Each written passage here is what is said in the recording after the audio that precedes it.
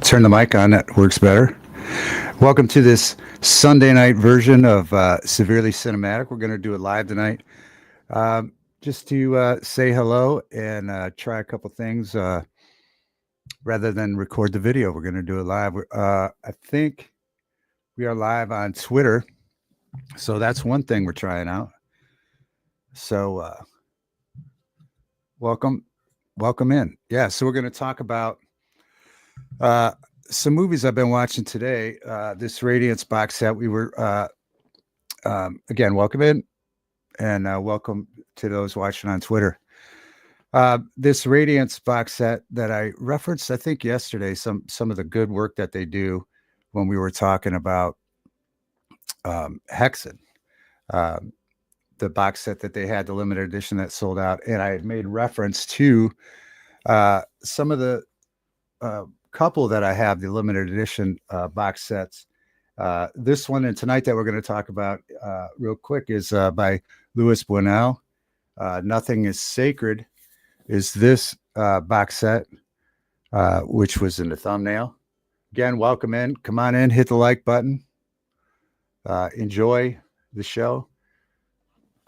We'll talk about this, and if we can say hi or whatever else afterwards or during or whatever.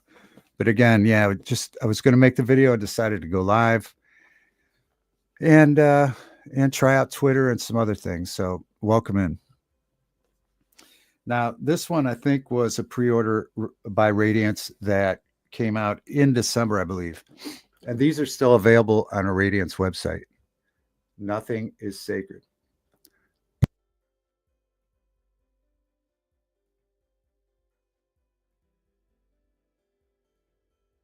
All right, I do a quick mic check there. Everything sounds good. So this one, I took some notes. These are still available.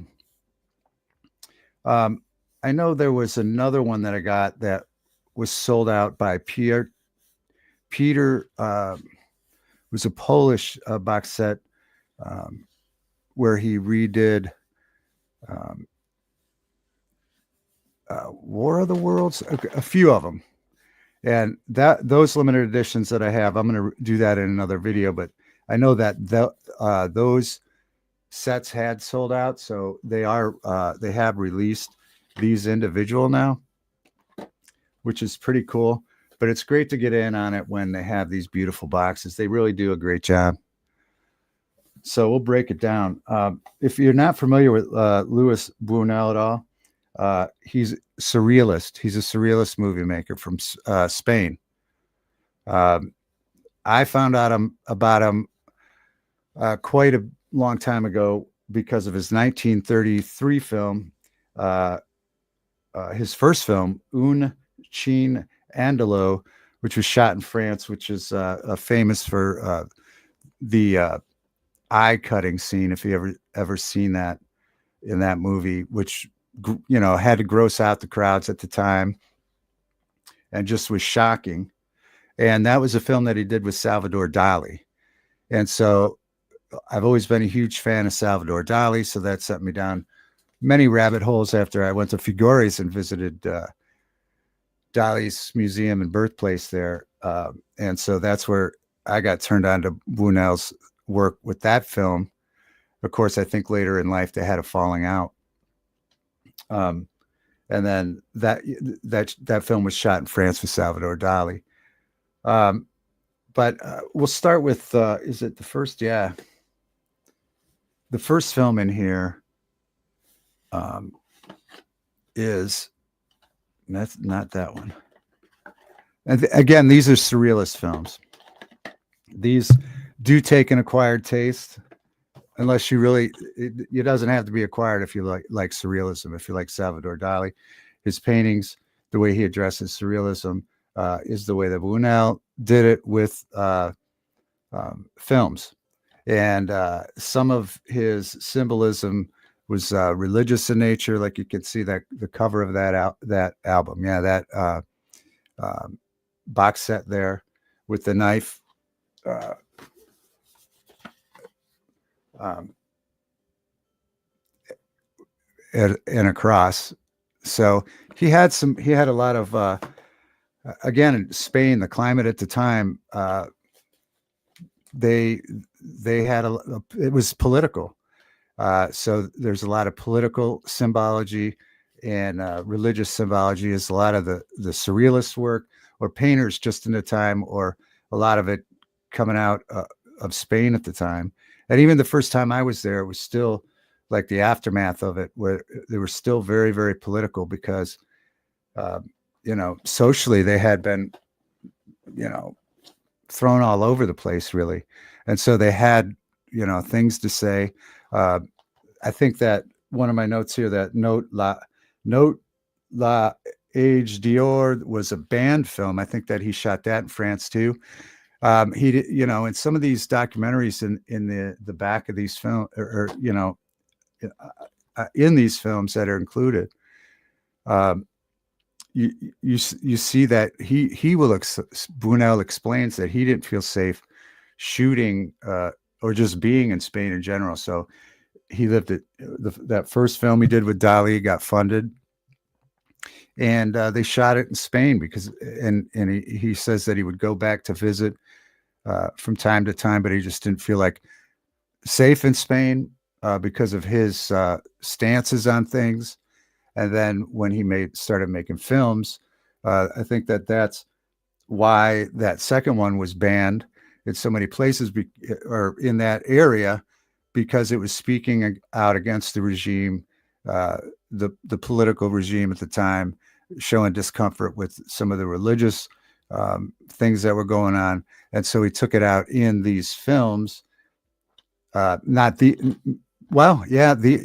in a different way, but those early films, he expressed that displeasure, as a lot of people did in the country at the time, and artists all over the place. Picasso, I mean, right down the line, they were affected politically. So it's all in that material, and that's why they banned it, so that they could. And again, one of the famous tricks when you're banning art is to do it as if you're doing, if you're in a political position of power, you always go at the artist like you're doing it to protect the children, or you're doing it from a self-righteous standpoint in banning this art, which is really interesting, isn't it? How artists sometimes are on the front line of speaking out. And I think Bunuel and, Salvador Dali, Picasso, you see some of these paintings in real life, and how they're able to achieve some of this art was maybe an act of necessity. And, so it's interesting. So this first film in the set is Viridiana. Again, these are surrealist work, and you're going to find religious and political undertones and social undertones in all these. This one, I believe, are all of them black and white? I believe so. So this one's 91 minutes, Spanish language, and of course it's got English subtitles. So these were all the set here are all films that he shot in Mexico. So like we were talking about just a second ago, he moved to France where he shot a couple films, came back to Spain. He moved to New York City temporarily. I think he even tried his hand in Hollywood, and was blacklisted. Maybe again, I think at the time his falling out with Dali and Hollywood were over political beliefs. So, but that's a stream for another time. But anyway, so that's that. Well, he wound up in Mexico City, I think, for 15 years, where these three films were shot in Mexico City. And like I always say, the extras on these things are phenomenal. Viridiana is, again, it starts off with religious undertones. The main character is going to be going in to be a nun. And then she, trouble with the uncle. It takes over the uncle's mansion, and he passes away, and she moves in a bunch of homeless people. And so, because she's trying to do the right thing, and it's kind of an argument through the film: is she doing the right thing, or she's doing it out of guilt? Anyway, it kind of takes the social class of the homeless people, and it revolves around a dinner table. There's a famous controversial scene where they reenact the Last Supper in this film at a dinner table, and it's just interesting that it's surrealism. There is a plot, but these are things that you could watch over and over and get different messages. And then some of the extras has got a document, an interview with Guillermo del Toro. It's got interviews with different film people, goes back to his home in different documentaries. So an interview with Bunuel from 1964. So again, these are if you're into, does it have reversible art? That's the important thing. It does, but it doesn't have the contents inside. So that's nice. That's the first one. Viridiana. Okay, so here's some of the notes. So oh no, that's the next one. Okay. All right. We'll get it together. I don't even know where I put the movie. Oh, here we go. All right, we'll get it together. Welcome for the first time, Twitter on X. Streaming on X tonight. If you're on X, good to see you. The second one, the Angel Exterminator. And this one is in the bottom here. It says that this film was named one of the 200 greatest of all time in a 2022 Sight and Sound Critics poll. And I think this one used to be studied in film class. I think maybe all three of them did. These first two, I think, absolutely did. And I was reading some online threads today, and people were just kind of bashing him as far as it's still being studied in film class. You're going to get everybody's opinion, but these are, if you're into surrealist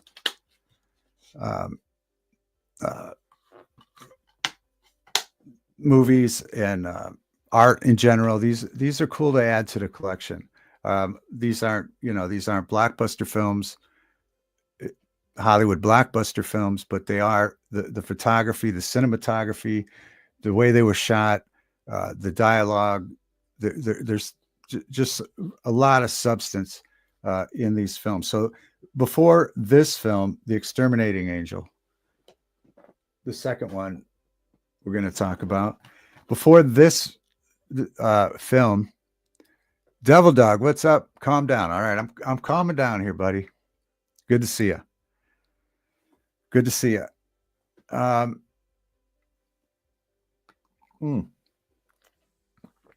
Before this film was screened at the Cannes Film Festival when it came out, Bunuel announced, this is a great quote,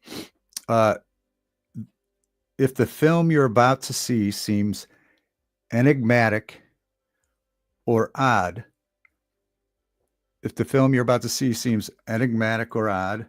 difficult to interpret or understand, or odd, so is life. So that was his announcement before premiering this at the Cannes Film Festival. If this seems enigmatic or odd to you, so is life. And isn't that the truth?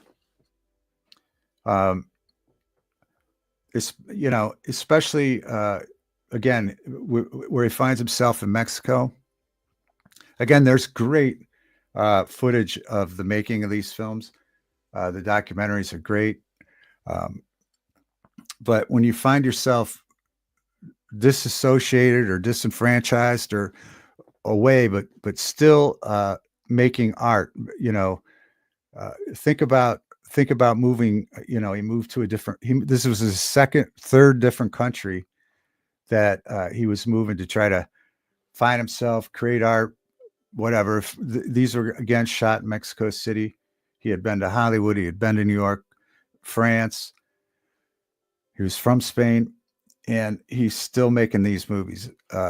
And that's his goal. And think about how, you know, the courage and drive it takes to do some of that stuff.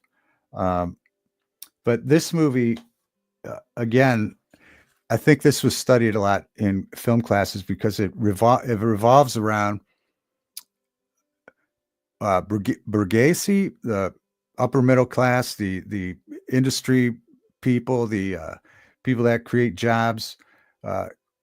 They get invited to a dinner party after an opera. You know, so you got the opera singer there and all these popular dinner people throughout town.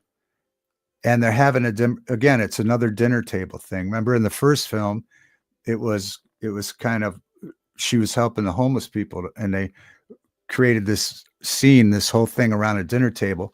Well, this one starts and revolves around a dinner table, the act of eating. And he wanted to make it look really elegant, upper class. And one of the side notes was that they couldn't afford, they didn't have a huge budget. They couldn't afford, he wanted these extravagant linens and stuff at the dinner table. They couldn't afford that. They could only afford one really extravagant napkin. So when you see the film, when it's shot, you see people dabbing their mouth. Well, they basically shared the same napkin in different shots, the elegant cloth linen napkin. So that's a good side note. But anyway, these people, you know, there was a couple scenes where they ran it twice. Why? I don't know. It just freaks you out, makes you feel anxious. Maybe that's why. But the servants in the film that were going to serve the people at this dinner table, they had a weird feeling, and so they all got out of there for no reason. They just were making excuses to get out, even if it was going to get them fired. They just had this intuition, and then the dinner thing happened. You know, it happened. Well, then these people got stuck. It's unexplained. It's like a time-space continuum that they got stuck. Why they couldn't walk out the front door? They couldn't. They were stuck at the dinner table. Then they went into a lounge type area, and they went to sleep and woke up the next morning, and they had conversations, and you know, it just blew up into days after days after days, and it makes you anxious, and it shows how people went from being very civil and upper class to survival mode and fighting and people getting sick, and they couldn't fit. It's just, why couldn't they leave? I don't know. I don't know if it was ever explained in the movie. Just very bizarre, but then it attacks human behavior. All kinds of symbolism. And then they finally get out. And then it cuts to a scene where there's a church service, maybe on a Sunday after that. And the priests are talking, and they're like, we'll do that when everybody leaves. And then the film ends that they couldn't leave the church. So it's going to happen all over again in the church. What's it all mean? I guess you have to watch it over and over to really define it. I mean, you catch different things. You really do get an uneasy feeling. It definitely is surreal, but again, it has a bunch of symbolism and undertones. There is a plot. There's definitely a plot. There's a lot of plots. And again, it would be something just like the last film we talked about. It's something that you would have to discuss, but I think it's an endless discussion of what he meant. But really, really creative and great cinematically. So there you have that. That's the second one, the Exterminating Angel. And then there's one last film in here. Again, these are by Radiance Films. Welcome, everybody. Thanks for being here and spending some time talking about this Radiance release of the Luis Bunuel's box set called Nothing is Sacred. Good to see you. Having some coffee. So we'll go over this one. Now, this one's called Simon of the Desert. So last one. This movie is 45 minutes long. And it's again, beautifully shot in the desert. Simon in the desert. This one's massively religious in undertones. I mean, not even undertones, just full blown. It's got a historical significance to someone possibly in Syria. I'm not quite sure of the year, but anyway, it's a take on that. And then lots of stories in the Bible. And it's about Simon, who is basically doing like a, desert sabbatical, whatever. He's not eating. He's doing things for God. He's a self-proclaimed,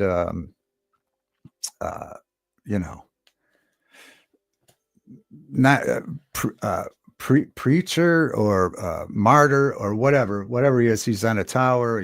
He helps someone get healed.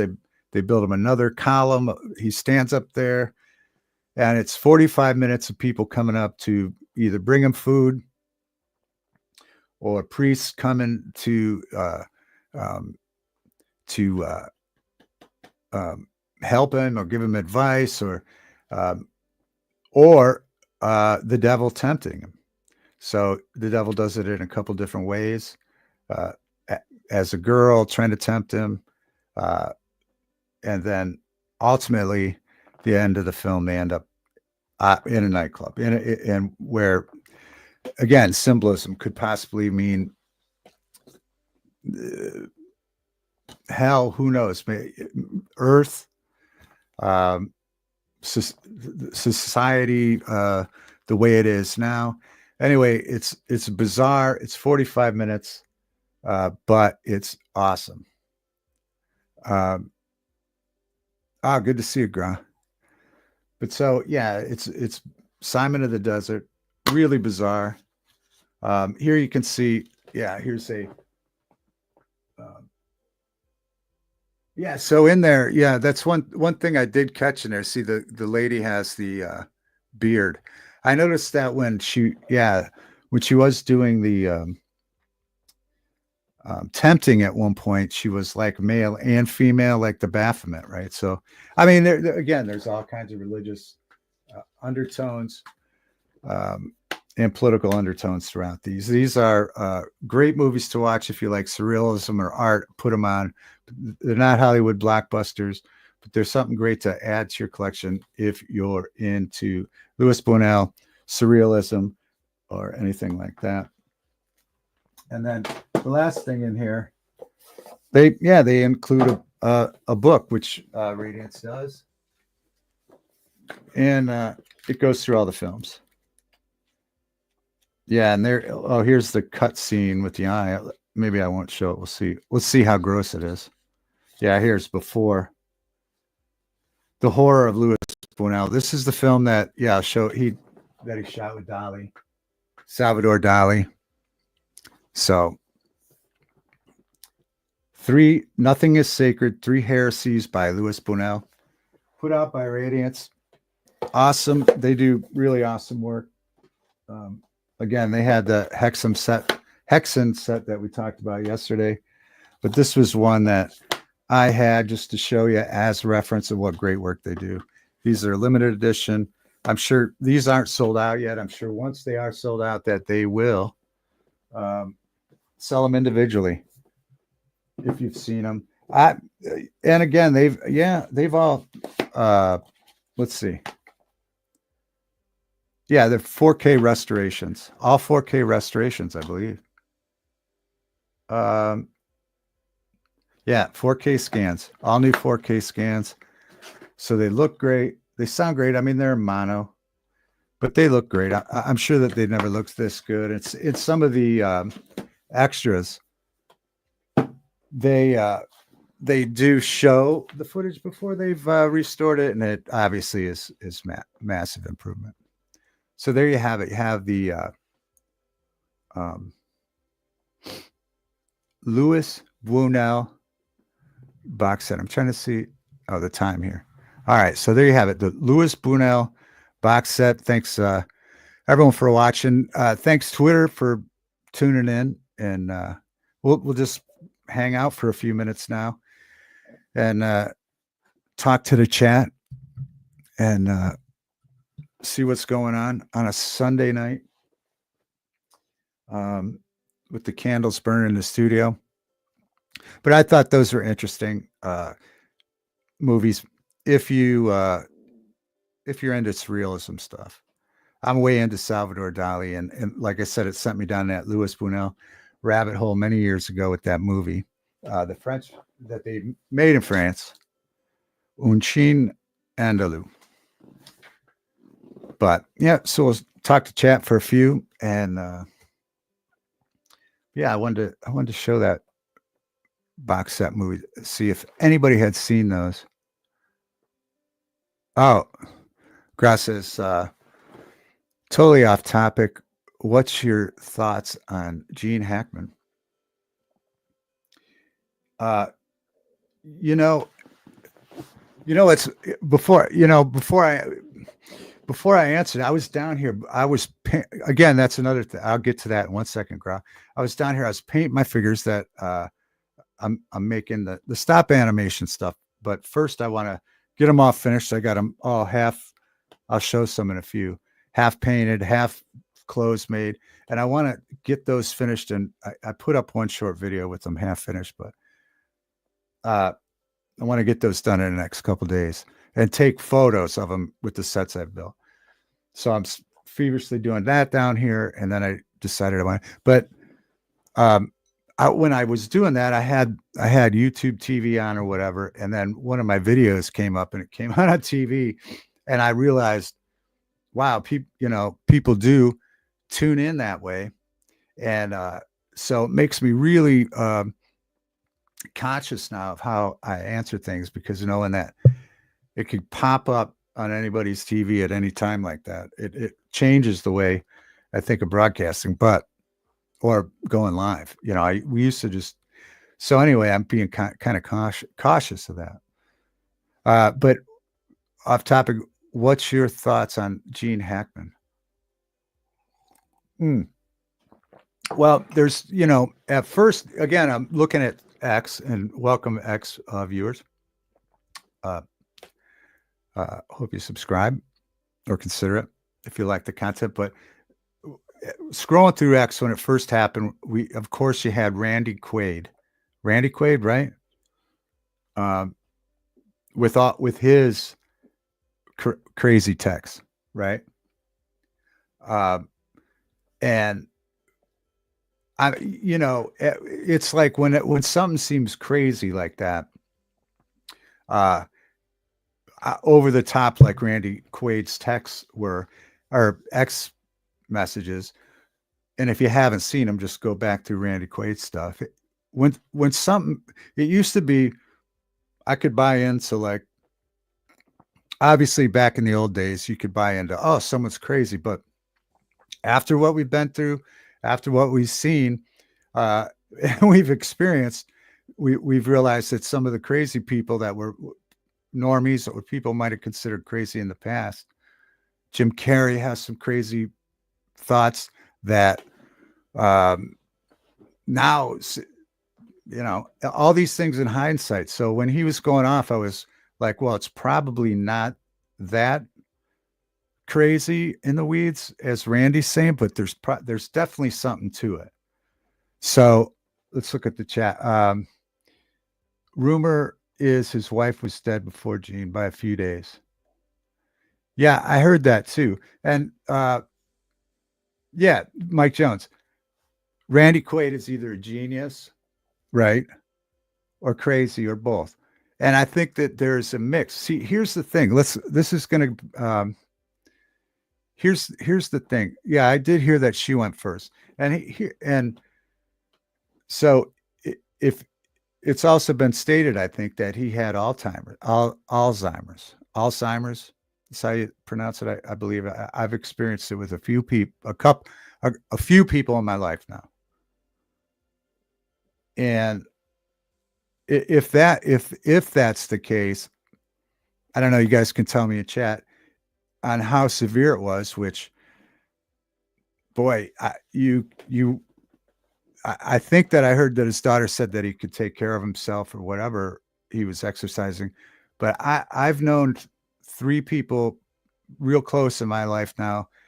And even some of the earlier stages, you know, things like you wouldn't trust them with operating a stove or taking their medication or whatever, you know, because a lot of, you know, their memory loss is gone. So I heard she was gone too. And then that he was gone for 9 days before they found him. I don't know. And then, but I guess, you know, Randy Quaid's opinion was that there, you know, there was something nefarious, but I don't know that, but you know, it's odd for sure. It's definitely sad that no one had checked on them at that age, and it really is wild. And then, yeah, Gene was, yeah, it really is sad to think that if it went how that story went, that his wife passed away, and then he was almost oblivious to it for many days, and again, he was 95 years old, you know, 65 and 95. Yeah. 65's young. 95's a great long life. But man, living with Alzheimer's has got to be rough, and especially at that age. And it's sad. Now, if there was something now, if you look into, I mean, anything you look into, you could see the state that they lived in. You could start breaking that down, and the things that Randy Quaid says. But again, like Mike says, is he a genius? Is he crazy? It's probably a mix of both. But that's another point I wanted to bring up. So I guess to answer your question, Gra, I don't know. I mean, I don't know. And then I think that it's just wild. It was something. Was there something with rat feces or mice feces that she was breathing in? It's just, yeah, very odd that no one checked on him. But I wanted to say that about when people when people like Jim Carrey sound crazy, or Randy Quaid sounds crazy, or another one is Gary Busey that people say sounds crazy, or anybody that's radical in thinking like that.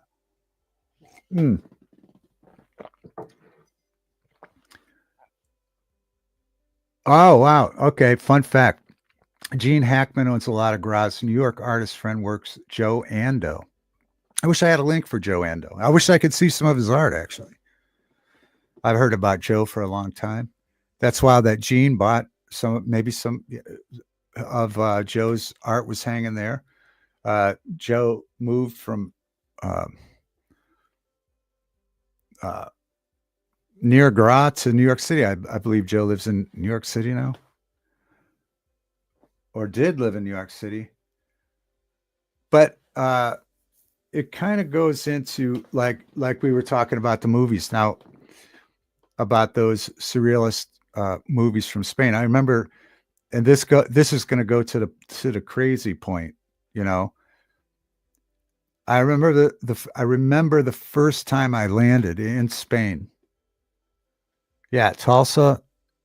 Joe is from Tulsa to Manhattan. I wish we had a link for Joe Ando and his art. And wow, Gene Hackman, of course, had some of Joe's art. Interesting. That's great. And the first time I landed in Spain, in the car, I was riding in the back seat of a car. Two people were in the front. One was from America. The other one was from Spain, Barcelona, and they were talking about Catalonia wanted their own. They wanted to be their own country, and it got into this whole thing. The car ride was a couple hours, and it was politics, politics, politics, politics, and I was like, wow, I can't believe this is how we're going to spend our time here in Spain. Oh, there we go. There's Joe's link. Check it out. We spoke it into existence. Thank you, Pam, for Joe's link. Anybody watching now or in the future, click Joe's link and tell them we sent you. Gra and David Devine Broadcast. Thank you, Pam. And Pam. So the thing about it is that experience. So the longer I experienced them talking, and they would show me different parts of the country and where this happened, and you go to parts of the country where you see political, you go walking out at night and you'd see political posters and political prisoner posters, and you start to understand, and the longer you're there, the more times you go there, and you realize that their life was affected. You learn that stuff. And you realize that it's a real thing. And coming from America at the time, I had never experienced anything like that where it touched me so hardcore personally that I just became political. And I think in a pretty good way, the last many years have been that way here, where it's opened a lot of people's eyes to politics, because now you hear it all the time. But that's my point is, that's why people sound crazy. When you go and you experience that, you see it, and then you come back and you tell people that haven't seen it, you sound like a maniac. And so, especially a lot of these Hollywood people that didn't want to go along to get along, and they talk out about a bunch of crazy stuff that they don't want to be involved with. They sound crazy. They do. They sound crazy because you couldn't believe it. And your belief system and your value system, you don't want to believe that.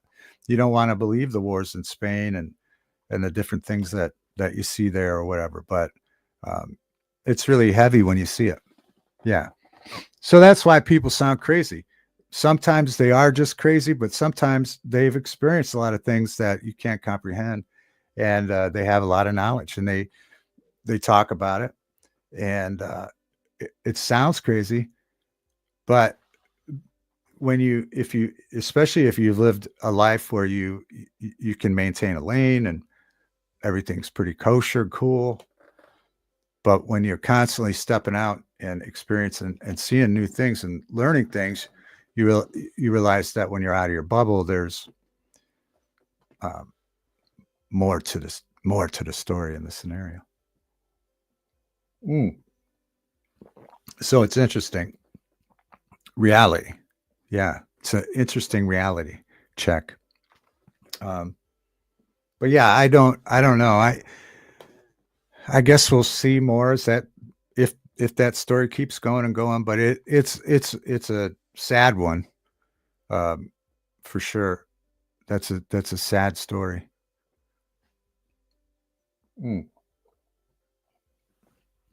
Definitely a sad story. This week I haven't kept up on the news as heavy, but except through X, where I saw Randy Quaid stuff and little bits and pieces. Pam thinks you're crazy about Whistle Girl. Crazy that you like her, or crazy that you just can't stop talking about her? Is she still at it again? I saw Whistle Girl. I saw her a couple weeks ago with Enrique. Yeah, I did see that, Gra. I was actually I was looking around trying to see why. Was it just for a warrant or was it something new?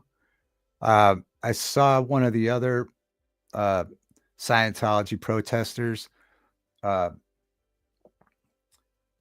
talking about it, crying, kind of crying about it actually, because what's funny is there, all right, there's a thin line between activism, protesting, where you're protesting something.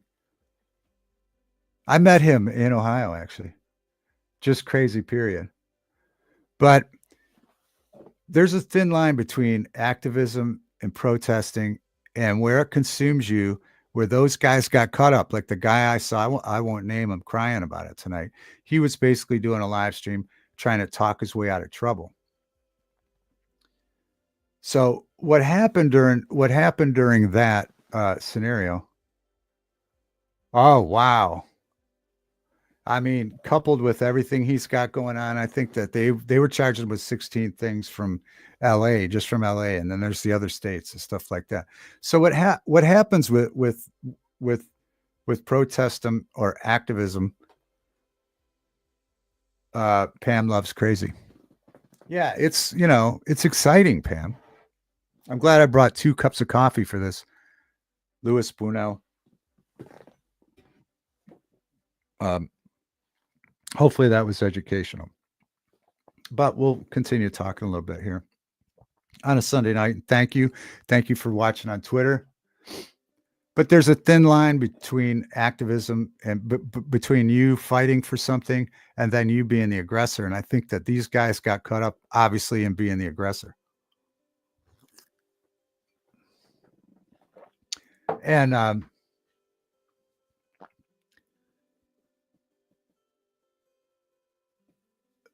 wow. Yeah, I know that was another thing that happened today. But here's what I think about when I watch guys like that, Gra, a brick shy. Here's what I think about when I want, because there's a whole thing. I remember, going back with him where I got introduced to him. Obviously, is where Chris went. You had all the different guys leaving from California in the trucker thing, right? The convoy, and then they went to Hagerstown, and then there became like all these guys. They had their own groups of followers, and lots of streamers became popular then, and he was one of them.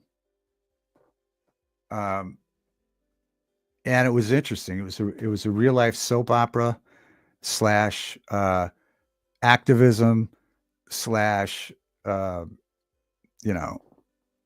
kinds of things. And what was my point here? Oh, my point was they formed groups or cliques. Well, that fizzled out and ended. Then he went out to California to kind of butt into what they were doing out there. And so when you insert yourself, you got to wonder what's your purpose, right? And I think that we see pretty clearly that the purpose was self-serving. But here's what I don't understand about it all.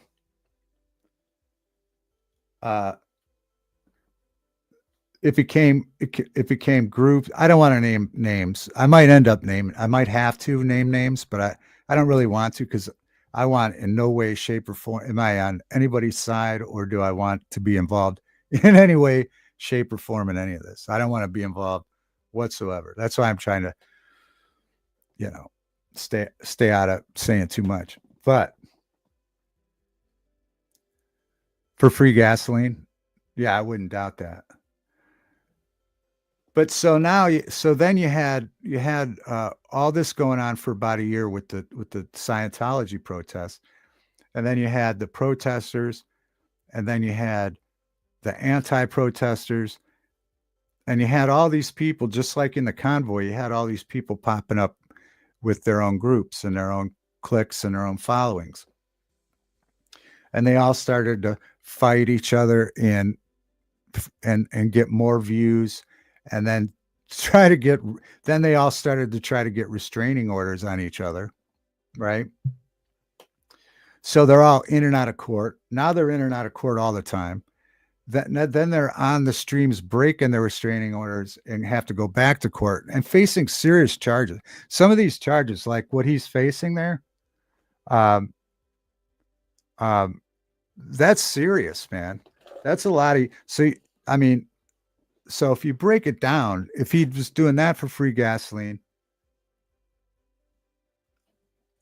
Edgar, yeah, right, I got you. Yeah, exactly. And then you break it down to then you got all these people donating, and there's just so many people involved. But now people from people with like maybe self-serving, again, unless somebody was completely into it to save people, if that was their cause and they went for it. But man, now you got all these people with serious legal problems. And and here's my point. I can't understand for the life of me why you would want to inject all these legal problems in your life. Why you would want to interject police officers, lawyers, judges, jail time for essentially clicks on a platform. Crazy, man. Just crazy. It goes way beyond activism. I feel like the normal activist that just goes out there for the cause. Although I've seen some nutty activists before in the wild, but I think for the most part, I saw some activists the other day in their underwear. Like they're a bunch of dudes like blocking the street in their underwear, and they I think their cause was like circumcision. They were fighting against circumcision. Now, all right, they weren't beating it. They couldn't really hurt many people. They were all in their underwear in the middle of the east side of Cleveland, fighting a good cause, circumcision. But no, with all this, oh yeah, that's the other thing. In the wild, yeah, out in the wild. That's the other thing, the lawyer fees. I mean, uh, in some of the cases, there's like 50 grand, 150. It's all going to lawyers. So it's just, I don't get it. I don't get it.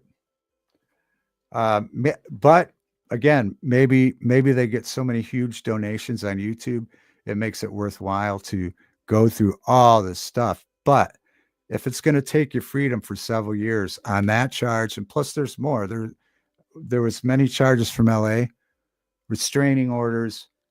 I can't see how it's worth it. I can't see how it's worth it. At least they had their heads on. Yeah, their hoods on. Yeah. Yeah. So, I could get behind that.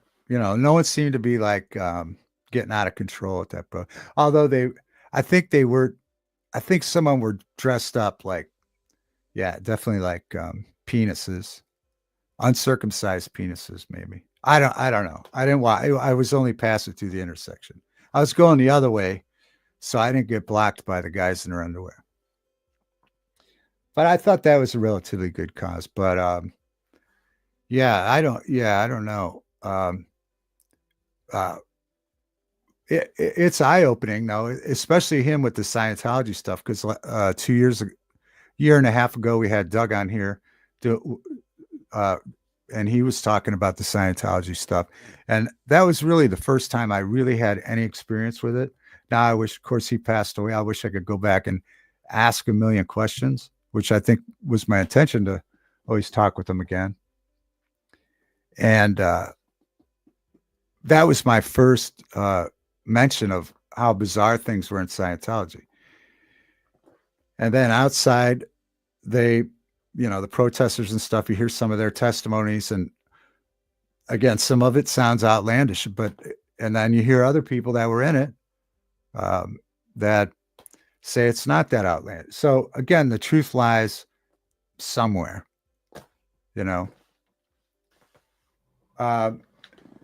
what's the world come to, right? Yeah. Calm down. Everybody calm down. Hope's here. Yeah. We were just doing Luis Bunuel, Nothing is Sacred box set by Radiance. Absolutely phenomenal. Stream. And then we're just doing a talk now. We're just having some community. We're just talking back and forth. Yeah, Hope to the rescue.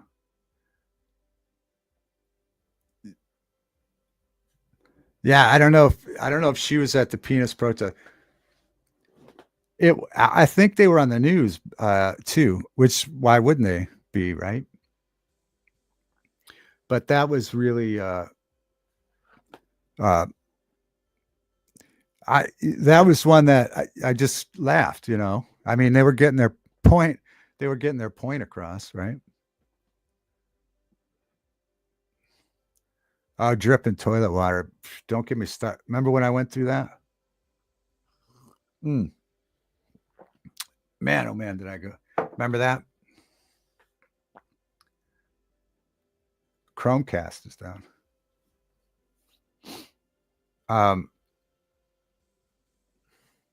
What was I getting at? Oh, I always have a point.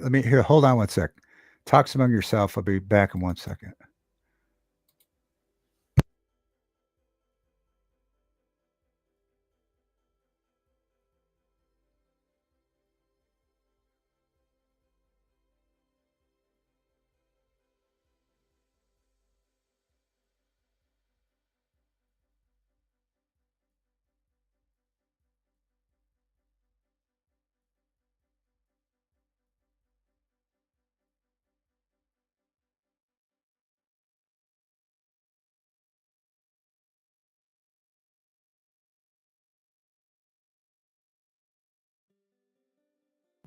All right. I'm back vocally anyway. Be back on the screen in a second. Again, welcome everybody watching on X. Ironically, the pros test was at Ball State. Let's see. I just want to check the yeah, there we go. Broadcasting live on X.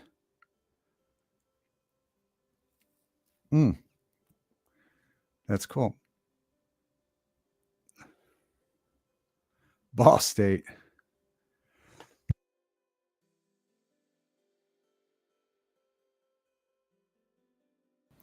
So, all right, yeah, turn the screen on 1 second. Yeah, so all that legal trouble, I don't know about that. Chromecast is down.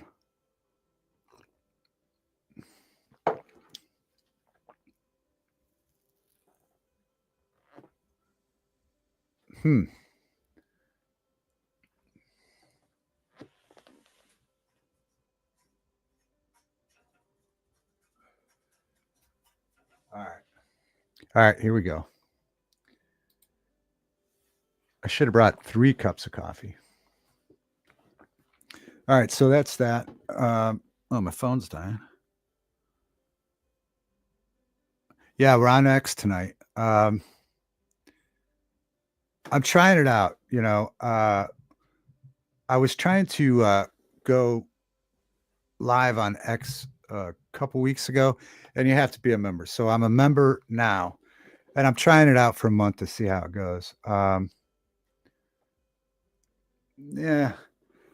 So far, it's been a pretty good experience, and one of them is broadcasting over there.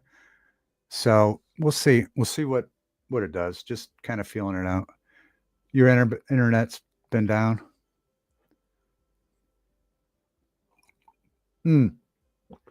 They dug fiber lines here last year.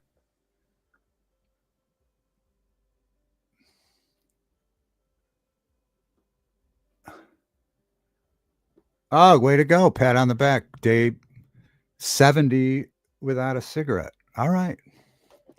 Yeah, pat on the back for sure. That's not easy. Absolutely. Good for you. What are you doing now? Biting your nails, eating a lot, sleeping, smoking candy cigarettes. What are you doing? No, that's a good thing. I've quit a couple times, but definitely not right now. Yeah, you deserve an award, Gra. I'd hand one out, but oh, there, yeah, Pam, there's me on X. Yeah, if you're not subscribed on X, go subscribe on X. Now, it's been a pretty good experience so far. New interactions, being able to go live like this. We'll see. It's a month by month thing, so I still have like 10 days to decide whether I want to go another month with it. But so, I mean, so far it seems pretty cool. Oh, okay. That's good, Gra. Yeah, that's much better than cigarettes. Much better. So yeah, welcome everybody on X. Now we're in the future. So we're gonna do, yeah, a lot of the obviously a lot of film stuff. I'm gonna do videos. And then when we can go back outside, when it's not a frozen winter tundra, all kinds of filming. There's another full moon features thing in April at the Church of Chills 2. So we're going to be there. Charles Band, Robin Sidney, Joe Bob Briggs, Barbara Crampton, and somebody else. So that should be fun. That's a sold out event at the Church of Chills. So we'll be doing that as well as other things. Yeah, snow on Saturday. You know, I think it was Wednesday. Let's do the weather report. If you're watching, how's the weather near you? Last Wednesday was 60 something. Beautiful. I mean, it was like, I know if you live in Florida, 60 sounds cold, but here it was like a massive heat wave. And then there's Pam on X. Look at that. Good to see you on X, Pam. Watching on X. And then the very next day it was it said it was going to be 30. It was in the 20s. And then you know, if this, I don't care, because I'm outside a lot for work. The cold doesn't, it really doesn't get you can dress right, whatever, but once you get spoiled that one day when it's 60 or even 40 around here, and then it drops back into 20s, it's a bummer. But I will say, if the sun's out, I can deal with almost any temperature. If you could see the sun, the thing that drives me crazy is the SAD, the seasonal, whatever A stands for, disorder. Because you don't see the sun and it drives you nuts. It's gray, cloudy, just absolutely drives you nuts. Saturday again, snow, right? Today was sunny. I was actually yesterday, my watch, I got up and I was messing around the house and my watch told me it's 60 something degrees. So I charged up the GoPro, charged up all the batteries, got ready to go out. And then I realized my watch was set on like another city. And I scrolled over to my city and it was in the 30s. So I put everything back in the GoPro box. But I think next week's supposed to be pretty cool. And so hopefully we'll get out and film. So yeah, so we're going to do all the movie stuff because I have all these movie things and I'm a movie freak. We're going to do live streams. There's going to be stuff, member sections. Then I'm going to put videos up and then we're going to put videos for all the stuff we do. So there's a lot going on. So if you're on X, consider subscribing, or if you're watching now. Pam, thanks for subscribing on X.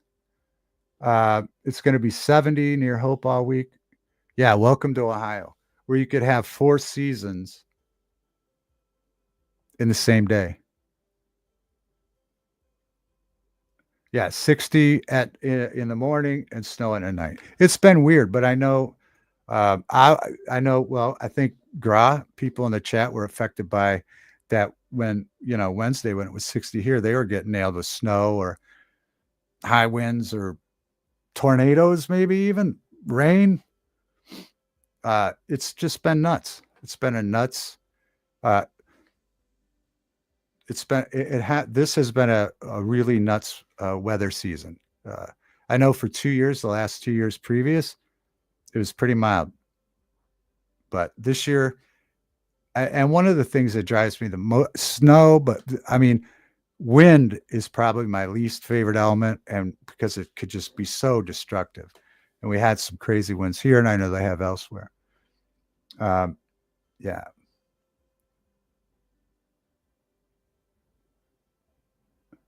We like what you're doing, man. We need more normal. Well, thanks. Yeah. We can do, and we could do some more live streams and stuff. I got to come up with a day that's comfortable. Actually, I felt I was going to do a live stream Friday, and I know Friday is a OPL day. So I didn't do that, but I'm trying to come up with a time. And so I was going to shoot another video tonight. So I just said, let's go live and we'll talk a little bit afterwards. I popped into Steve's. There's Steve. Steve is sending everyone over in 3 minutes. All right, Steve. So we'll keep going. Maybe I could drop the link if someone, we can have a Sunday night party if you want to do that. If Steve's sending everybody over, if Steve or Hope or anybody wants to come up, I might have to let you take over while I go make another cup of coffee. But hello, Steve. I popped into Steve's. I didn't mean to interrupt or have him send anybody over, but thank you for doing that. I just was saying aloha and setting up this short video just because it's doing it live is much easier than editing and blah, blah, blah. I know that it does turn into other talk, but if you're here for the movie review, when the other talk stops, you can shut it off. You sure can. But aloha, Steve. And we will have to do a stream soon. Definitely. But there's that. All right. I'll drop the link. Wait. I'm new to live streaming now. I'm like, how do you drop a link? What the heck is a link? And how do you drop it? I've been just doing videos. But I do appreciate that, Steve, and your comments. Yeah, I could still party like I used to as long as they're done before Matlock. That's funny.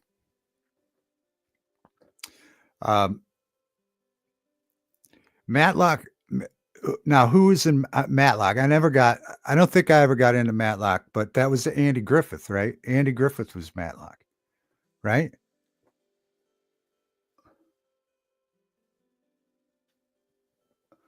Oh, Hope and her friend are doing March musicals. All right, that's a good idea.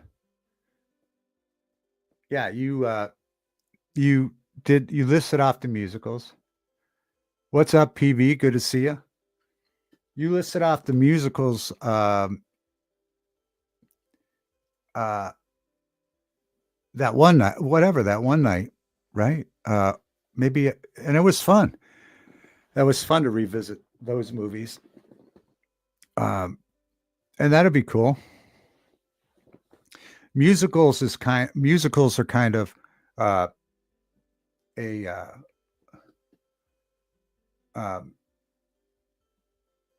last week.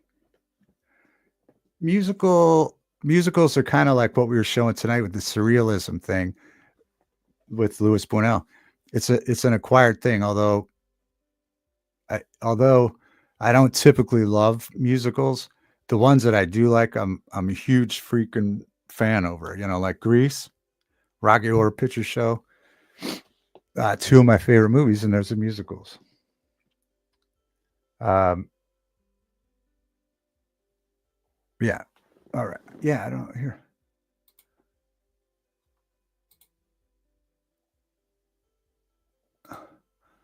Let's see.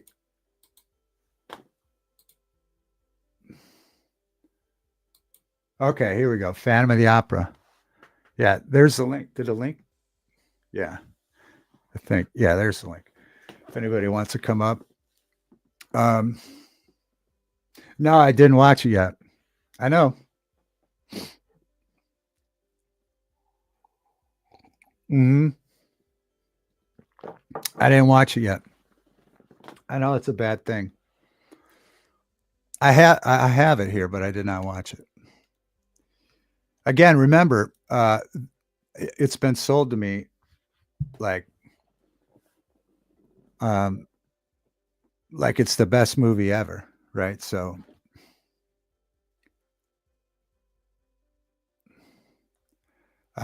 what's that?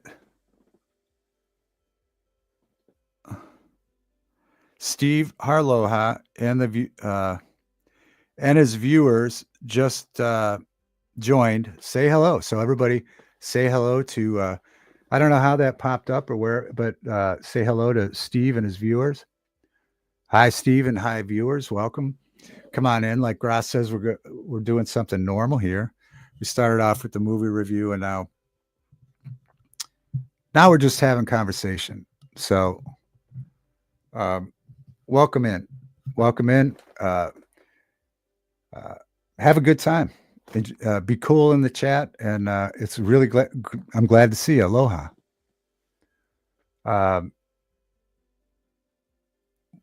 What's going on here, y'all? What's up, Watt? Hey, Watt. Cheryl, good to see you. All right, that helped. Thanks, Steve. Oh, here's Hope. All right, good. Let's see if I can figure out how to add Hope to the stage. Oh, and now I got to put in the. Hold on. Hello. Hello. All right, now I have to put in the. Hold on. Let me see if this side's better or this side. All right. Hello. Oh, definitely that side. All right. Wow, I haven't had to have the headset in. Obviously, Right? when I'm doing videos, I don't have to have the headset in. So I wasn't prepared, and hopefully it doesn't die because I haven't charged it. So, but welcome into the show. What's that, Hope? So that would be a bad thing if they died. Yeah, if they died, we'll have to figure something else out. Aloha, Steve, and all the Steve's viewers. Hi, Steve's Welcome viewers. in. Yeah, good to see Steve's viewers. Obviously a cool bunch. Thank you, Steve, and the viewers for coming on over. Who do we got here? Cheryl Rich. I said hi, Blue Butterfly. Watt Live. What day is it? Pat, good to see you. And others. Brian, good to see you. All right, what's going on, Hope? Not much. Chromecast is down worldwide, so I can't cast anything to my TV tonight. Oh, is that so? That's your cable provider, Comcast? No, it's Chromecast. It's through Google. You plug it into your TV, and you're able to cast from your phone, from like Netflix or Paramount or whatever you're watching. Oh, really? Yeah, it's down worldwide. So is that like the Google TV thing? Yeah. I was just watching it. When did it go out? Well, it's for like the Chromecast, not the Google TV, but the Chromecast itself is what's down. Oh, okay, I gotcha. It's been down since about 6 o'clock. Oh, wow. Okay, so that's a bummer. So by now, are you freaking out? No, I was trying to fix it, and then I was just like, why isn't this working? I guess I need a new one. And they stopped making Chromecast last year, so... Is that this thing I have with the remote, the Google thing, or it's a whole different thing? It's a different thing. That's what you have is the new upgrade. Oh, okay. Cast. Okay. All right. So yeah, that's what I was saying earlier. I was down here, I was painting the puppets, and then I had it on, and all of a sudden out of nowhere, it just continues to play if you don't stop it or whatever. Right. And it played a past show of mine Oh, on wow. the thing. Hey, Gra, what's up? And Graw. so I was telling everybody, it makes me kind of, Now it's a party. now it's a Now it's party. a party. So it makes Let me, anybody, just let anybody in here. yeah, now it's, we're, we'll just let anybody in. But yeah, I was saying that it makes me nervous now because I just popped up and I realized I could pop up on anybody's TV at any time. So I'm like, Gra asked me a question. I'm like, I'm going to be careful how I answer this if I pop up on some TV. You just better hope they don't go back and look at some of your past shows, which I'm sure we can get someone to put some links in the chat if you would, please. Thanks. Oh man, yeah. I mean, we used to, and I didn't think about it back then when we were flipping over chairs and all that stuff. Man, this could be just popping up on people's TV. It was like a month solid. We played It's Raining Men. Yeah. Wildlife's got a month solid. We played It's Raining Men. What was it? Am I breaking up? Yeah, you broke up. Are we breaking for up? a month solid? Every night we played It's Raining Men every night for a month. Oh yeah, yeah. All those videos got hidden. Well, yeah, I think I tried my best to hide most of them, but they all had like copyright strikes. They're already out there. Yeah, they're already out there. No, I'm sure it's clipped all over, but yeah. What's Wildlife said today in 1897, Major League Cleveland Spiders signed Luis Alexis, who that's why they had the Indian logo, because he was a American Indian. I think, right? Yeah, full-blooded Penobscot. Luis Alexis was believed to be the first acknowledged Native American to play in the major leagues, and that's why that they had the Indian logo. And that's why when they changed it, even Indians were standing up for not changing that logo, because there was a sense of pride with the chief that used to call into the radio station all the time. He from that season on, stop the bus a minute. All Cheryl says you guys were hilarious. The one night you had no shirts. What? I don't remember that night. That wasn't me. I didn't take mine off. I don't know. I'm sure Hope was probably there. Wait a minute. I was going to say, was Hope there? Yeah, she might have been. She obviously me and Hope didn't take our shirts off, but Mr. Green did. Remember, Mr. Green did that. Yeah. Who else? Did. Who? Oh, okay. Oh, okay. Rex, I do remember that. Rex and Mr. Green. And was there anybody else? I think there was somebody else, but I'm not sure. Yeah, there was somebody else. Was it you? It might have been. No, wasn't me. Because I remember I had a clip of it at one point because I called it "Losing Our Shirt" for the show. It may have been Pam. Was that the one night? It might have been Pam. Was that the one night Pam was on panel? No shirt. I'm not sure. Yeah, I don't know what brought that up, but it was funny. I used to have a clip of it. It's still there. It's just hidden. But it just everybody's just laughing hysterically. But yeah, I didn't take my shirt off. But they were doing it for likes. They were really trying to help me out. So, like Steve said, there was a couple times I seriously thought you hurt. I thought you had hurt yourself falling backwards falling out of that chair backwards. Right. Yeah, that was crazy. And that was with Yeedy. Of course, Yeedy was playing the music. So yeah, that's right. He had all the sound effects and the music. And so all those streams with Yeedy, they would all have copyrights. It's not strikes. It's just, you just can't, whatever. You can't monetize it or whatever. It's no big deal. It's not like a strike. But A claim, copyright claim. Yeah, but anyway, yeah. But anyway, hello to everybody on X. Hey, that's pretty cool. Oh yeah, X. Yeah, I forgot. Good to see you on X. Come on over. Come on over to YouTube and hit the like button. Consider subscribing. And yeah, let's see. Wildlife says, yeah, I believe that was the catnip shirtless stream. That broadcast almost cost the channel's official sponsorship with ASPCA behind that one. Yeah. And we lost Girl. Oh, Pam wants access to the private streams.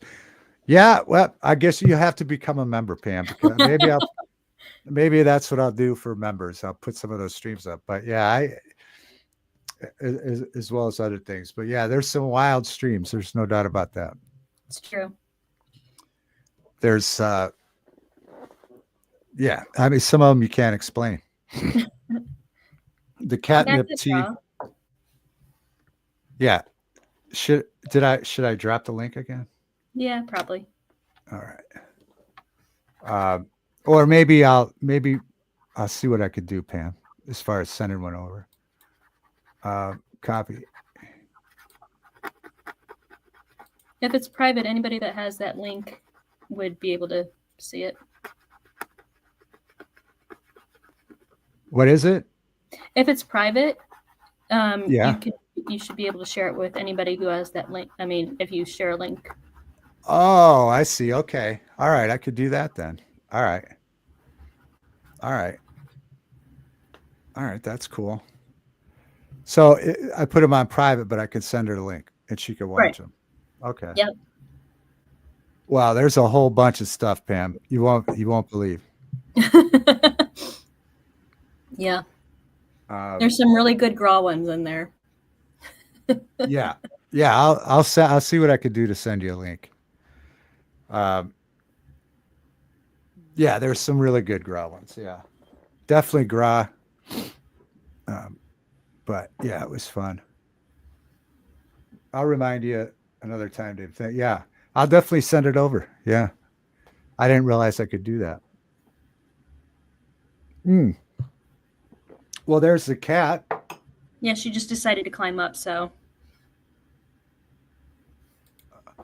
Well, good to see you, cat. Welcome to the stream. What's that cat's name? Pixel.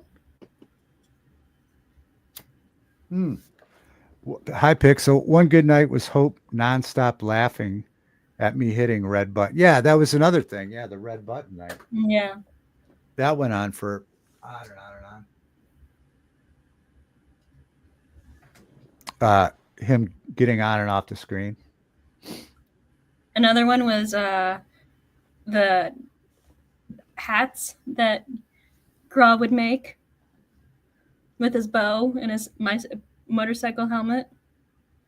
Oh yeah. He had the motorcycle. Rex would make all the space helmets and stuff. Yeah, the tinfoil hats, and then Graw came on with one of his. It had a Christmas bell in it. I think I have a picture of it somewhere. Yeah, those were fun times. Yep.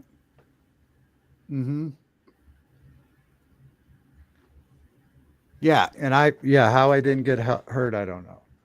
I don't think I'll be flipping over anytime soon again. No. Graw pleads the fifth. Yeah. We have it on video, Graw.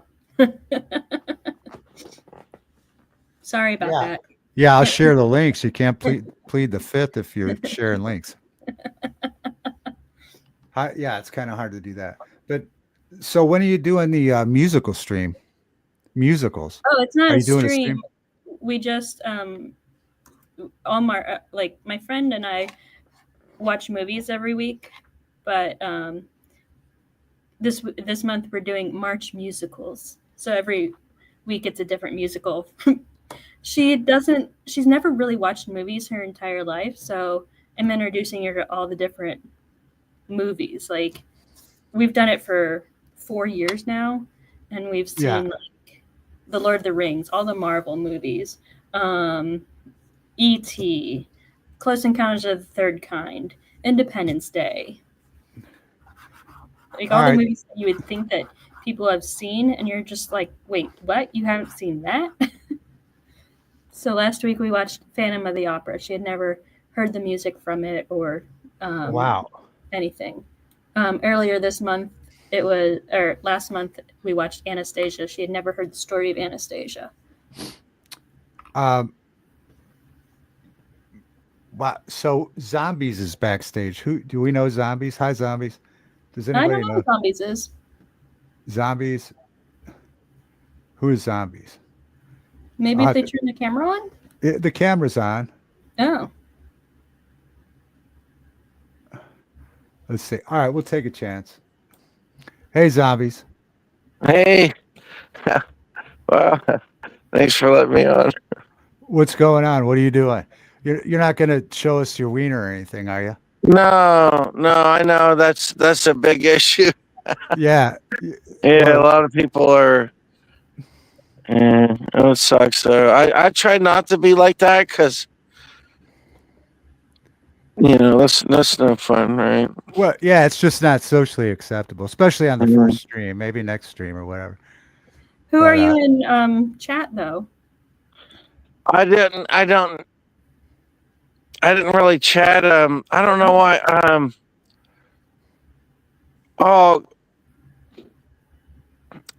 don't know. I just I try to join random streams and say hi, but and then if they're cool, I'll chat. Actually, yeah. All right. Well, so how'd you find us here, Zombie? I was actually just looking up a StreamYard randomly, so I'll type in StreamYard and go live StreamYards, and I'll try to look for anybody posting their link or whatever, and just say hi. And I try to be cool or whatever. I'm a bit of a dumbass too, but I just try to stay high and meet people and stuff. Well, nice to meet you, Zombie. Thanks for joining the live stream and finding us. And yeah, thank you. Yeah, I try to find people. All right, so what's going on? Do you like musicals, Zombies, or what? Yeah, I like the song, like the Zombies, like "What's in Your Head, Zombie, Zombie." Yeah, that's a cool song. Yeah. Is that what they say in that lyric? Zombie. Is that what they're really saying? Who sings that? I don't know. I was listening to it, but it's like a chick or something. I don't know. Yeah. I don't know who the chick is. Yeah. Right on. I should though. I need to. Where are you at now? What's going on? It looks like do you have a light on your head there? Yeah. Here, look at that. Where are you at? You're outside exploring or something? What's going on? Yeah, I'm looking in the woods and stuff. Ah.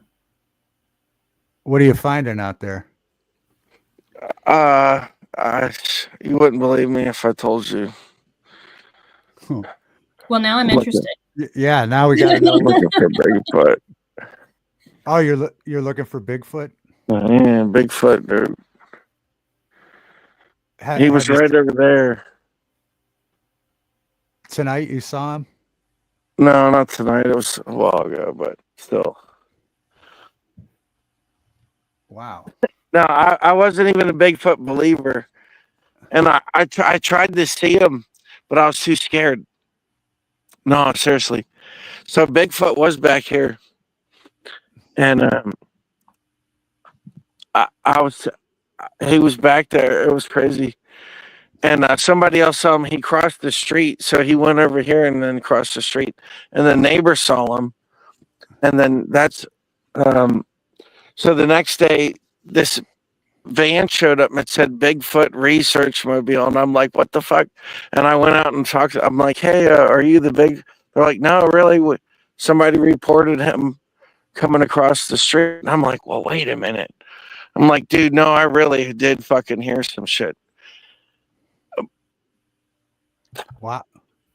And I started walking in the woods towards it. And the closer I got, like all my hair standing up on my body, I'm like, dude, I can't see it. I'm like, dude, I'm too scared to see it. I turned around. I couldn't see it, but I could hear it. And I was trying to see it. I'm like, dude, what the hell? But somebody else saw it cross the street and they said it was Bigfoot. And I'm like, no way, dude, because I was sitting there freaking out. I could hear it. So I could hear it. I didn't see it, but I could hear it. But my neighbor said they saw it. And I didn't tell my neighbor that I saw it or heard it or anything like that. Because I just thought it sounded like a bear. And the only reason I knew it was Bigfoot is because somebody said they saw it. And I'm like, no, now I believe it because I could hear it. Do you have bears in your area? Very rarely. And it kind of sounded like that, but it was like, no, it sounded like a polar bear, like something crazy. Like it didn't just sound like a little, because I actually got so scared. I like was like, no, fuck this, dude. Yeah, well, I think if there were any bears, polar bear would be the one you would not want to see. That's how I was like, I don't know what the hell I'm hearing, but I'm screw this. I actually got scared. Like, well, yeah, that would be scary. Yeah, absolutely. Yeah, girl wants to know, why did Bigfoot cross the street? I'm thinking to get to the other side. To get to the shoe store. He was stuck to the chicken, maybe. I don't know. He was carrying the chicken. He was carrying the. Yeah, there. There is a funny joke about that. The chicken joke. Why did? No, I was actually asking people about him, and they said they thought he was interdimensional and shit. I'm like, so if he's interdimensional, why is he walking across the street? You know, like what he could just interdimensionally, and they're like, no, you know. You never know, man. Like, what the fuck? And I'm like, I kind of believe it. I don't even know. It's weird. Yeah. That sounds kind of weird. I mean, yeah, there's a lot of people that say, yeah, that it's an interdimensional thing. And I was not, dude, I'm totally not a Bigfoot believer. I'm a Bigfoot unbeliever. But since that kind of happened, I'm like, dude, I kind of believe.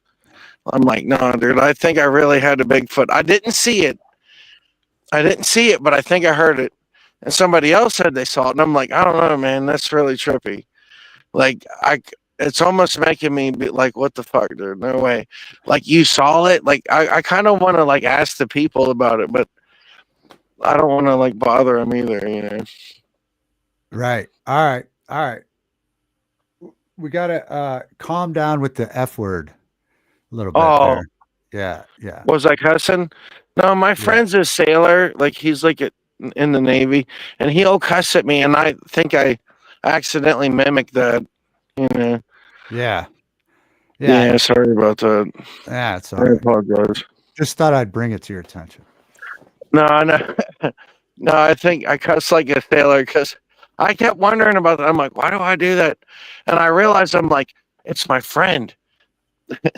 He does that, friend? And then I do that, and I'm like, oh, darn it. Yeah. We'll have to get him on here and no, it's not his fault. No, he's cool, but that's just it made me realize, I'm like, wow, I'm imitating. You know, I better have good role models. Like, instead of having bad role models, like I need to have good role models. Yeah. Right on. All right. Yeah. Well, thanks for joining the stream and giving us the Bigfoot report. Hope you have any questions about the Bigfoot report we're getting from Zombies, which I like the name Zombies. I don't think so. That's my thing. I'm a zombie expert. You're a zombie expert? Mm-hmm. I guess. Do tell. How are you a zombie expert? How do you become a zombie expert? Well, I've been talking about it for like 20 years, maybe. Yeah. So I'm like, well, I've been talking about it 20 years, so that must make me an expert, right? Yeah. I would say at some point around 20 years, you got to have in like the 5,000 required hours to become an expert. How did you get into it? From George Romero or what? No, I was playing like a Resident Evil Yeah. Right. PlayStation 1 video games and shit. Like, Yep. Yep. Yeah, I'm with you on that. That's how back whatever that was. Let's see. Let's go back in time. Resident Evil 1 came out in like 90 or PlayStation 1 came out in like 96 or 7, right? something. I don't Yeah. remember. Yeah, right around there. 95, 96, 97. So at Best Buy I got PlayStation 1. I had to pick out a game and I picked out Resident Evil. Mm. And then I didn't leave the house for like a week straight because I just played it. I canceled all my plans and I just played Resident Evil. It was very addicting. Yeah, that first game. And actually, now I have PlayStation the Plus, and you can replay those games, you know. Yeah. So I was just playing Resident Evil, the first one, the other day. Yep. Really? Oh, that's cool.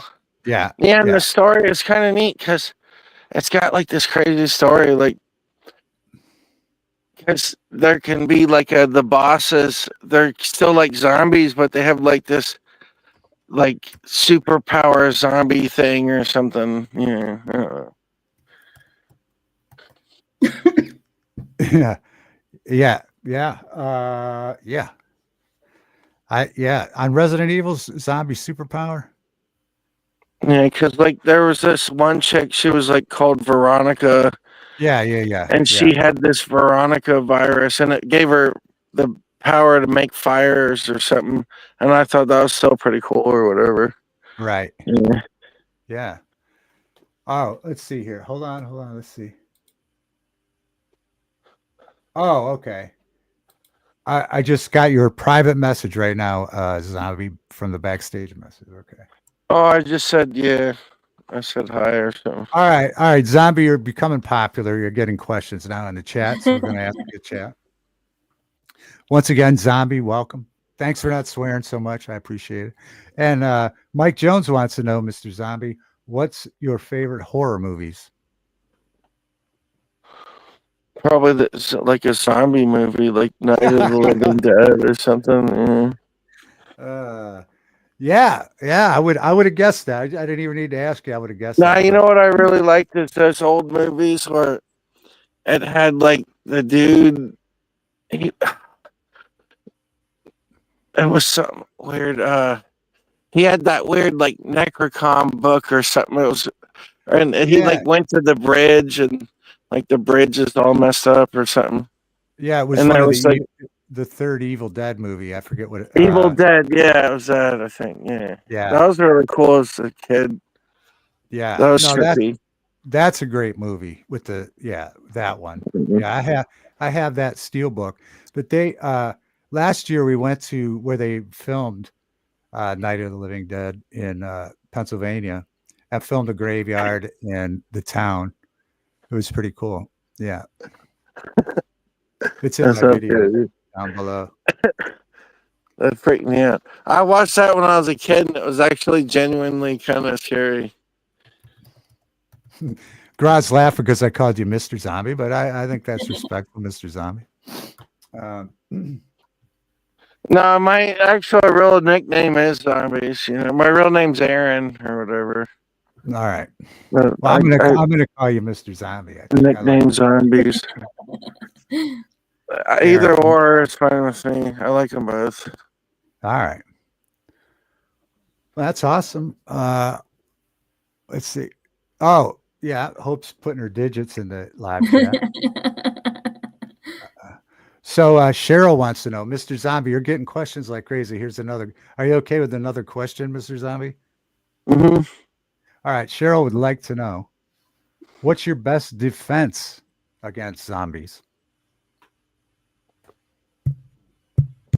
Distance. I would say distance. What about treadmills? You know, if you set treadmills up around like your house or wherever you are, then they would just. I've heard of that. But I guess if they pile up too deep, the treadmills might not work. So that's a good idea. But it might only work for a certain amount of time. Fortunately. Well, I'm glad I'm glad we've had Mr. Zombie on, because it sounds like Mr. Zombie's put some thought into these answers. You know, and Hope actually has put some thought into it, because she knew treadmills, and I think that would slow him down. That would slow him down enough where you could probably get away, because they walk slow.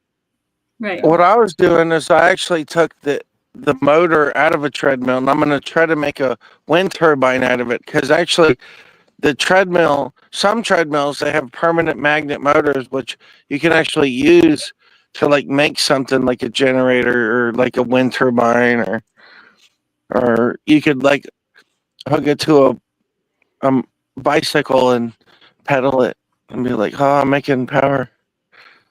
Like you could probably do that with a treadmill motor. Yes. All right, Gross says Gross going to step up my nickname, Mr. Zombie, and he's going to call you. He's going to refer to you as Sir Zombie from now on. Hopefully, that's good, Sir Zombie. And the crowd would like to know, what is a good zombie deodorant?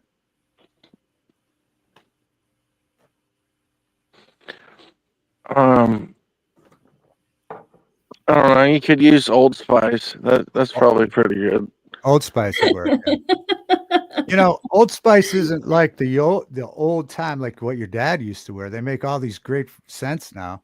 Actually, I use Old Spice. Look at this. They have one called the Kraken. You know, they have one called the Kraken, and it came in this. My deodorant came in this. I'm glad this came up, because this is so random that this came up. I'm so glad it did, though, because guys, believe it or not, my deodorant stick came in this. Look how awesome this is. What is that? It's a Kraken. It's an Old Spice Kraken deodorant. Look at this. Oh. The deodorant came in there.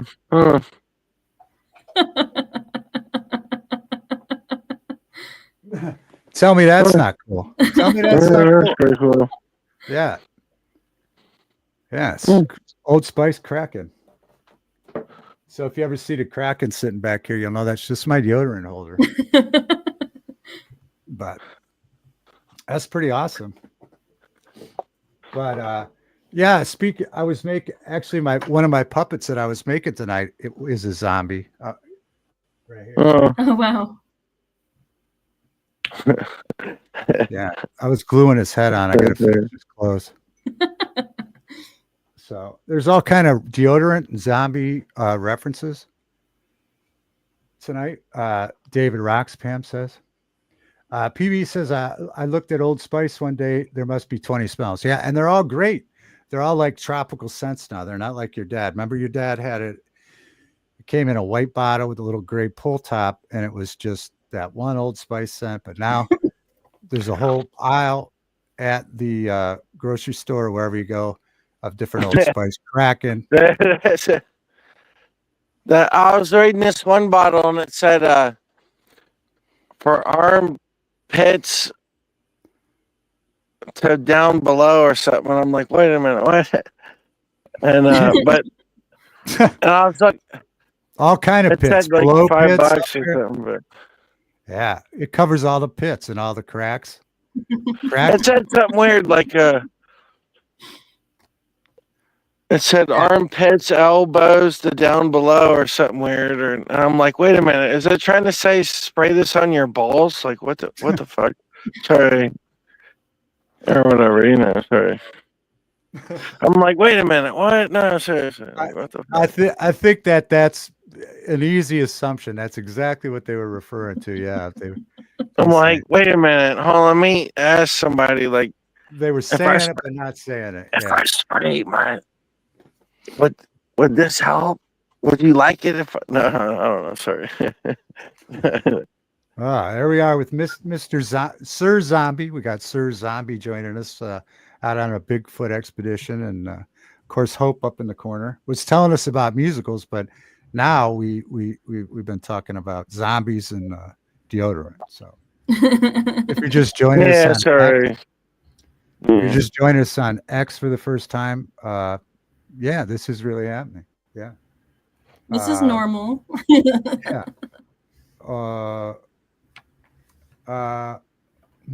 Lots of Old Spice and yeah, different deodorant. A lot of deodorant talk in the chat now, Susan.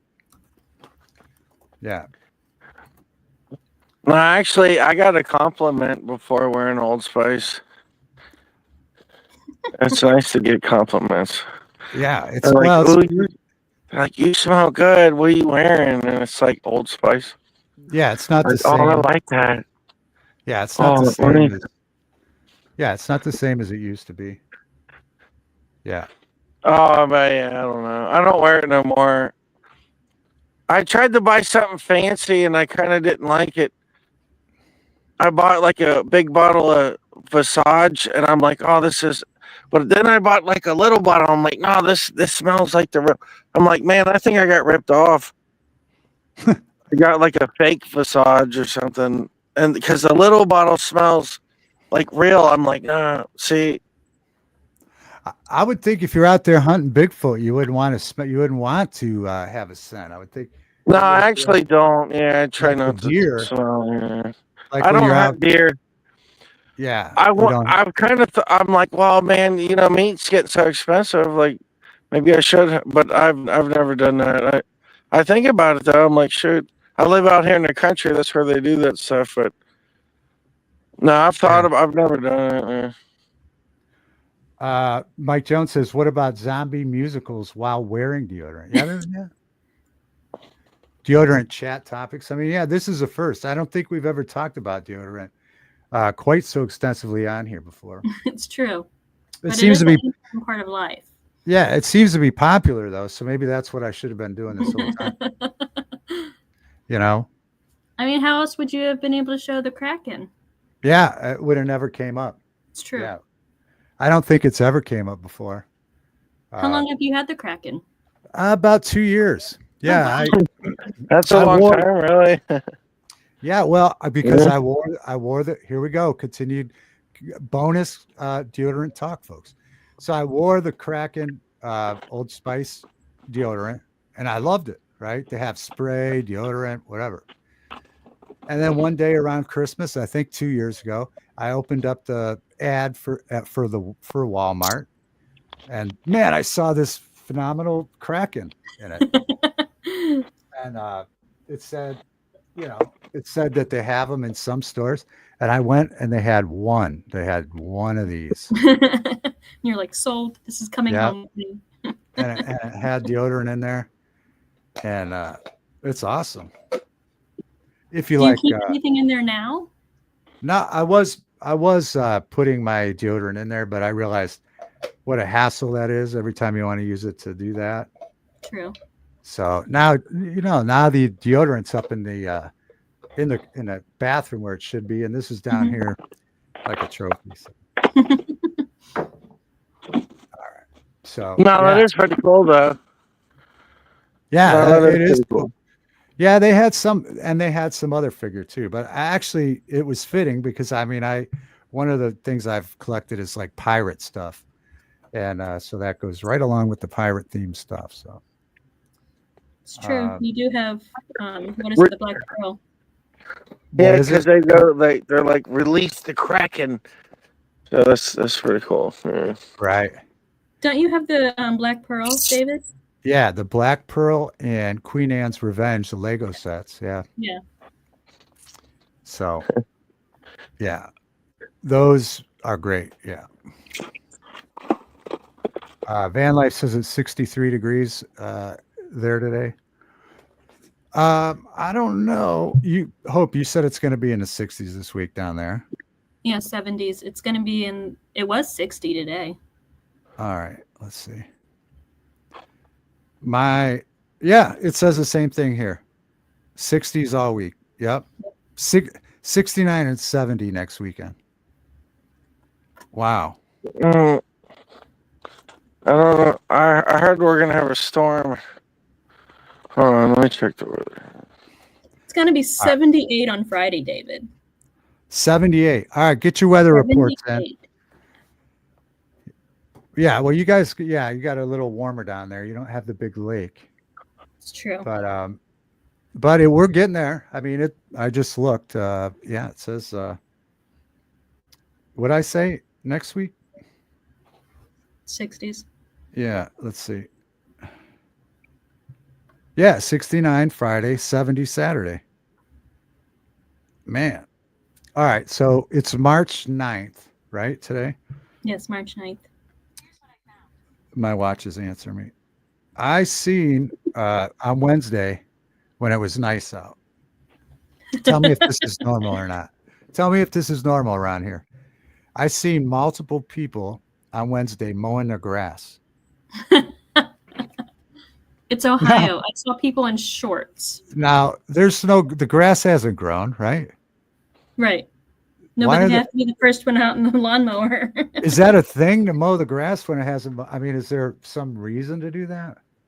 Maybe were they actually trying to mow the grass, or were they like blowing leaves and stuff like that? Yeah, maybe that was it. I don't know. There's got to be some secret to it, but I don't know. I just found it odd. Yeah. PB wants to know, did we change the clocks? They just automatically changed. Yeah, we didn't have a say so. I mean, you used to have to check. I think the one on my stove, you might I'm gonna have to change it in my car. I don't think that one's automatic.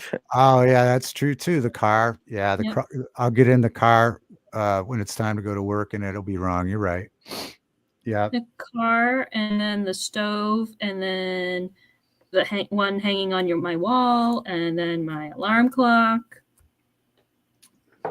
40. That's 40 degrees now, sir. Zombie. Yeah. Yeah. So I was trying to show my weather. Sorry. Where are you at? What state are you in? Ohio. Oh my gosh. Wow. Okay, where in Ohio? About Cincinnati. Okay. Oh, so we got the whole state covered right now. We got the whole state covered. I'm in Columbus. And I'm in Cleveland. So, Sir Zombie, did you realize that we're in Ohio too? That's cool. Hope and I have discovered that PB says more Ohio. Everything on the internet and most things in real life are from Ohio. Yep. Huh. The Ohio memes are real. Yeah. Mike says makes sense. More Ohio. Mm-hmm. Garage sundial. So we got the whole Ohio. Now we got the whole state covered. We have the whole state covered. Let's play this. Cities. All right, let's play this then. Since Ohio meme.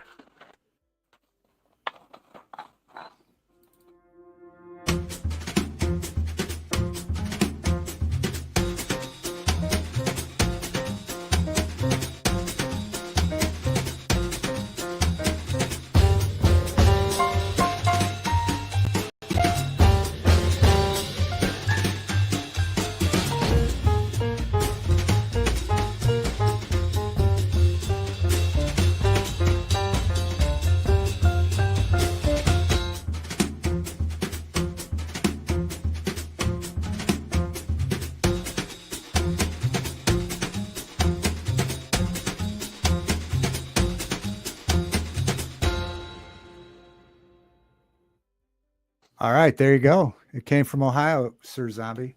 We need to add Klondike bars and Smuckers. I like that because it had the Wright brothers. Yeah, Wright so, brothers. Not only that, Rain. You know what else was in Ohio? The Rain Man, dude. Yep. Yeah, he was Ohio. Yeah, there's lots that we could add to that. That was just a short, brief thing. Yeah, I had the Rain Man, dude, because he was in Cincinnati.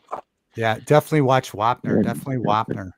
Mm-hmm. All right, so we'll have to add Rain Man. Hope, what did you say we have to add? Smuckers and Klondike bars. Yeah, I think both of those were.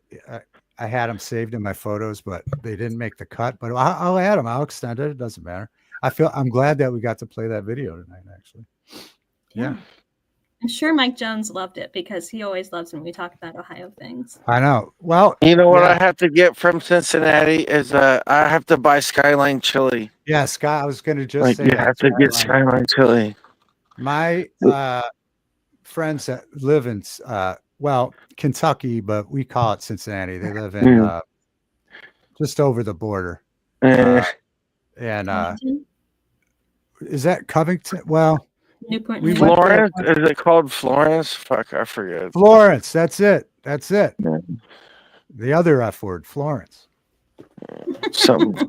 So yeah, so they always try to get us to eat Skyline chili. And one of the times at Jimmy Buffett, I had enough to drink that it actually tasted good. But sober, I can't stand Skyline chili. But No, Skyline chili's gross. yeah, but Dude, I love it, but it also it's kind of the consistency of diarrhea too. But I love that shit. I don't know. It tastes really good. Mike Jones says zombies, Rain Man, and Ohio is quite a combo. Van Life says Bigfoot's definitely from Ohio. Bigfoot's a Browns fan, maybe a Bengals fan. Aliens are from Ohio. Yeah, everything's from Ohio. So yeah, I'll have to add to that Ohio segment, and we'll play it again sometime. That's the moon right there. Nice. Out there howling at the moon. That's me lighting a cigarette. Oh, sorry. I see that. You got the light on your head, lighting the cigarette, everything's lit up over there. Hope's from Ohio. Man, even if Bigfoot came back, I'd still be scared to look at his motherfucking ass. Because then I'd be like, dude, I saw Bigfoot. It'd be different than hearing him. Because I'd be like, oh my God, I saw him. I'd like be really freaking out. Like, I actually went because I heard him and I'm like, I got to see this. I got to see it. And I finally, everything in my body was like rejecting it. And I was like, don't look at this. Don't. And I'm like, all right, fuck it. There we go with the naughty F word again. Oh, You sorry. have like a fund that you contribute to. Zombie. I know. You're gonna have to subscribe to the channel now, Zombie. Mm-hmm. But anyway, I can do that. That's fine. Sorry. that's all right.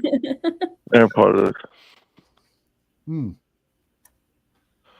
I was just trying to give it emphasis or something. Yeah, I got you. Enthusiasm. Something. All right, there we go. What else? What else we got? Another subject or two, and then we'll head off into the sunset. No, this zombie virus shit is real, dude. What is it? The zombie what? The zombie virus. Yeah, dude. Everybody's infected with zombie virus. Whoa. What? Yeah, you're all infected. I think. Okay. That's what I'm thinking. Huh. No, that's why I kind of even like the Fallout games, because it's like every bunker is like this weird experiment. I'm like, dude, this is totally like real life. Like, we live this. Like the Idiocracy movie's real. Well, Like, yeah. That I mean, I lost my earphone here. Yeah, I think that movie was supposed to be like a summer blockbuster at the time, but they really pulled the reins. I think they pulled the reins back on it when it came out because they realized it was too close to the truth. That's why. Yeah. Have you seen that movie, Hope? No. You won't believe it. It's a comedy, but it's a documentary now because Oh, no. because the premise of it is the premise of it is that who's the guy that was the voice of Lightning McQueen in Cars? I'm not sure. I don't remember. The dude. Anyway, I'm getting it mixed up. Anyway, it doesn't matter. You can look up. Anyway, he's in a time period where he's like just a normal. Owen Wilson? Oh, yeah. I thought it was Owen Wilson, but it's not. It's somebody else. So okay. I made a mistake. But so he lives in a time period where he's like just a normal, maybe even slightly stupider than most people. Okay. Oh, you're talking about what is that movie? Idiocracy. Idiocracy. That's what is that? Luke Wilson? Yeah, Luke Wilson. Yeah. Yeah. So then he gets frozen or something, and then he comes to life in the future, which would be now. And he's like he's a genius in that time period. Mm-hmm. And yeah, I have seen that movie. Yeah. So there's so many. That's why people say it's almost like a documentary now. You know, like that's where they say, "Welcome to Walmart. I love you. Welcome to Costco. I love you." Costco. That's what it is. Yeah. Was Luke Wilson the one that died like not too long ago? Well, he would do Brondo, the Thirst Mutilator. Yeah. Oh, it's got electrolytes. Brondo. Yeah. Yeah. It's got electrolytes. Owen Wilson was in Midnight in Paris. Remember that? Was he in that? Did you see that? No, I didn't watch that one. Is that right? Anyway, that's a great movie. That really is a great movie. Mm-hmm. Yeah, that's a great movie. The other one I saw the other day was one that I always loved the movie, but I didn't realize how much of the movie I had not seen. It's an anthology type movie where they have all these different stories, and it's called Paris Je t'aime. Have you seen that? No, I've never heard of it. I always loved that movie, but I didn't realize how much I hadn't seen. And then I watched it the other day, and there's like I had only seen half, and I loved it. And the second half was just phenomenal. Yeah. Yeah. I can't get over the fact that you don't like Lord of the Rings, though. I've tried. I've gave it my best shot. I've tried it on here where I've told people I'll watch it. I went and got all of them. And I went to Juvenile for 30 days, and while I was there, I was like, well, give me a book to read or something, and they gave me Lord of the Rings. So I read Lord of the Rings while I was in jail and Juvenile at 16 for 30 days. And I actually didn't do anything, so it's like, it's okay. Never mind. Sorry. Did you like the book? Maybe the book's what I'm missing. No, I actually love the fucking book.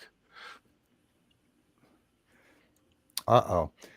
Yeah, I tried to get I said that. Sorry, so I said the F word. Sorry. I know. See, I don't even have to. I just have to sigh with derision, and you see how. No, I actually realized that time I did it. Yeah. Sometimes I don't even realize I'm doing it. I know. Yeah, I know that's how it goes, but we'll get it. We'll get it. Sorry about that. But no, I've tried watching those Lord of the Rings, and I just can't get into it. No. But I could see why. I always say I could see why people do like it, but just not for me. Well, then the next book I read was Narnia. Oh, those are good books. I read those. The first time I read those, I was like 10 years old. Yeah, I went back to Juvenile again, and I read Narnia sorry. If there's one good thing Juvie's doing, one good thing that Juvie does for you, it improves your literature. You know, it helps with your literature. Yeah, I wouldn't have read those books any other way. So yeah. I guess it helped me. And it was weird too. I'd be like reading them and tripping the fuck out and shit. I'd be like, up. Oh, sorry.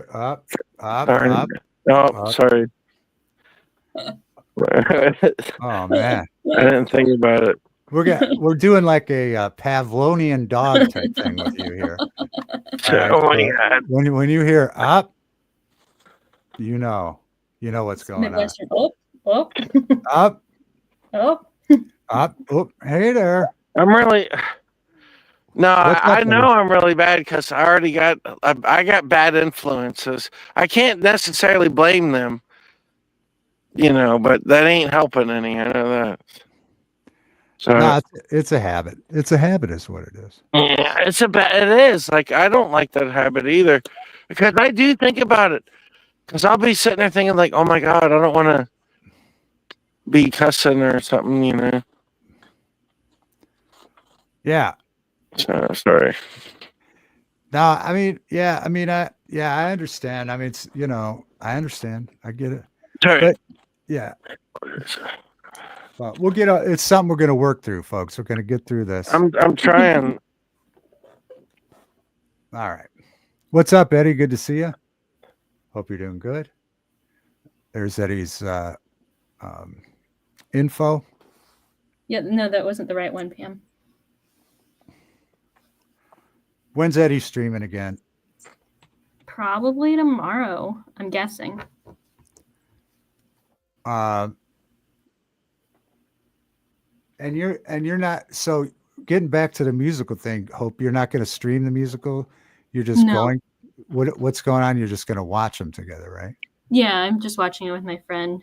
Yeah. And because we watch movies every week, and I'm just introducing her to all these different cultural things that she's never seen or heard of, and it might be like one of them is The King and I, so she's like never seen that, and that's kind of iconic. Is she German or something? Like what? Is she German? No. Oh, okay. Mm-hmm. Is The King and I? Is it a German thing? Why do you ask?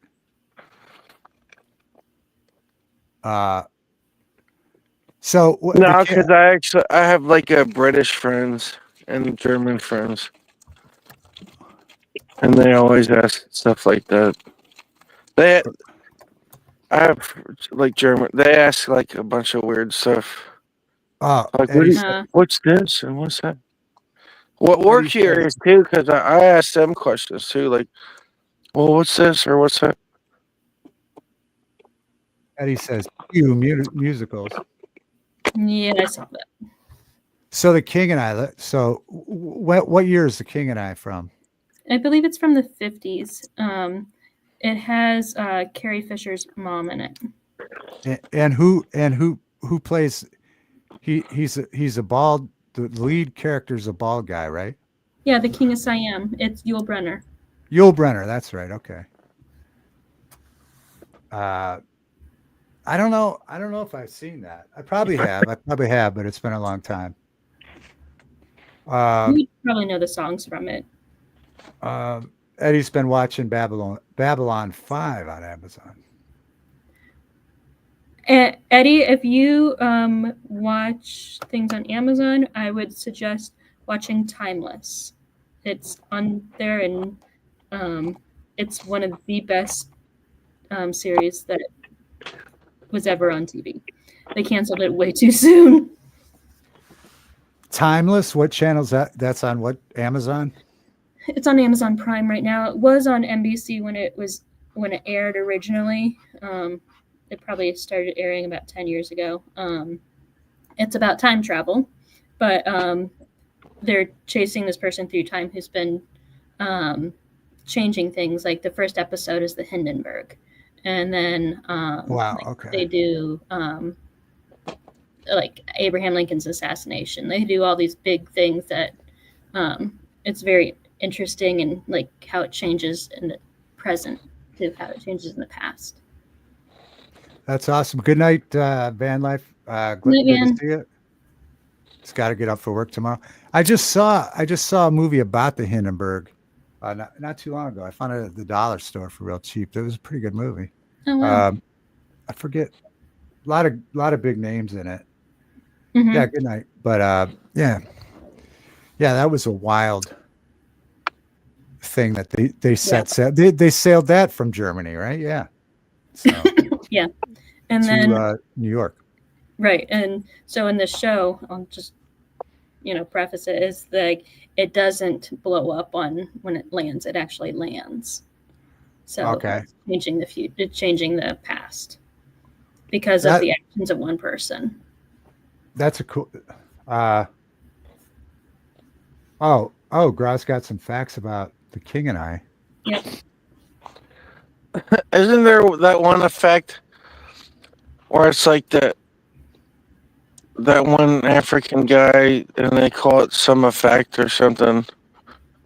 No, never mind. I can't remember what. The Mandela effect? Yeah. Mandela. It's the Mandela. Yes. What do you think about the Mandela effect? Sorry.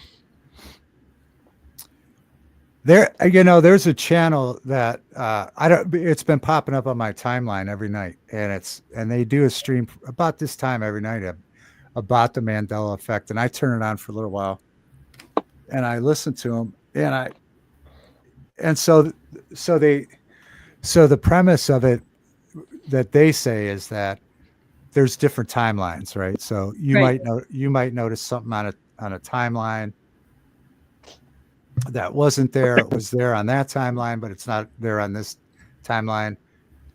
I think some of the big ones were Nelson Mandela being in jail or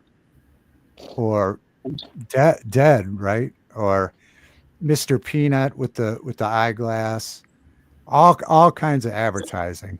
But I don't know, because I don't know. I mean, I guess you saw what you saw, but I don't know. But there are people that are sold that there's these different timelines. Yeah. I don't know. What do you guys think about it? I don't. Well, really what know. timeline I actually need to figure out for a second what timeline I'm on. Are we on the timeline where the Berenstain Bears is spelled with an uppercase B or a lowercase b? And what's the McDonald's symbols that you guys have? Never mind. What did you ask after the Berenstain Bears? What kind of McDonald's symbols do we got? Drunk Uncle loves the Mandela effect. I don't know that there was a difference with McDonald's symbols. Yeah. Okay. Now I know what dimension I'm in. Okay, never mind. Oh, okay. All Glad I helped. All right. Yeah. Sorry about that. I don't know. I don't know what to think of it. I don't know what to think of the Mandela. I mean, there are people that have pretty strong opinions about it. And they a lot of times they do trivia where they'll ask a question, you have to answer, pick out a 1, 2, or 3, or 4, whatever. Mm-hmm. And everybody picks the wrong one all the time. The people that are on that timeline, and there are other people that pick it's weird. I'll say that. It's crazy. It's weird. Hold on. I need to spin my Inception top and make sure it's spinning correctly. Hold on. It's C. It's always C. It's C. The answer's C. Yeah, I don't know. It's a weird topic. I don't know. I mean, it could be. Who knows? I mean, obviously, I've looked at their trivia some nights and I've answered with everybody else. So obviously I was on some sort of timeline. Is there a such thing as a timeline? Different timelines? I don't know.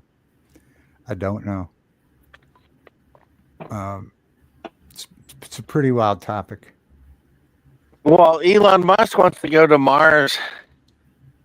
Yeah. You think Elon Musk could make it to Mars? I know. Oh, Eddie wants to know what you're drinking, Sir Zombie. Oh, Fago. Fago. Yeah, Fago. I bought it at the dollar store. It's $1.25 at the dollar store for like a 2-liter. So it kind of makes it the cheapest, but I kind of like it. Even though they put like Sarclose or something in it. It's like, well, that's not that bad. Pam thinks she's drinking sock tea. Oh, man. I'm what? Oh. No, I've kind of been drinking a little bit. Yeah. Sorry. Yeah, Sunday night party. He's got a party going on over there, Eddie. He's out looking for Bigfoot. with the thing. Good to meet you, Sir Zombie. He popped up to show us what he's looking at out there. I was actually trying to make a fire here. Sorry. Am I allowed to make a fire? Fun fact, the past affects the present, and so does the future. Discuss. The past what's it say? The past affects the present, and so does the future. Discuss. Future affects the present. I don't get it, girl. So he's obviously he's saying also that the future predicts the present. Well, your future is decided by what you decide in the present. Yeah. Right. Right. Right. Right. Right. Right. So yeah, if you're being conservative, or you're planning and your thoughts are with the future and future ideas, or some. I'll tell you what's in the future. I like trying to predict the future. I got predictions for the future, but you're not going to like it. Sir Zombie is going to predict the future. Be careful now, Sir Zombie. I'm predicting the future. Be good when you're predicting this future.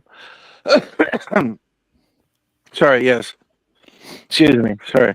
Sir Nostradamus.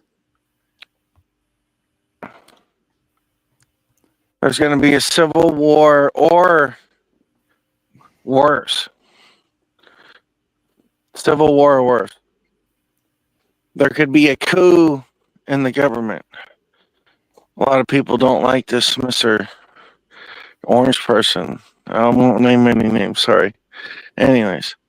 So you're looking at, like, real soon, next 2 years tops, like something real crazy, real big. The biggest, you've never seen this big before. It's the biggest of the biggest of the biggest of the biggest.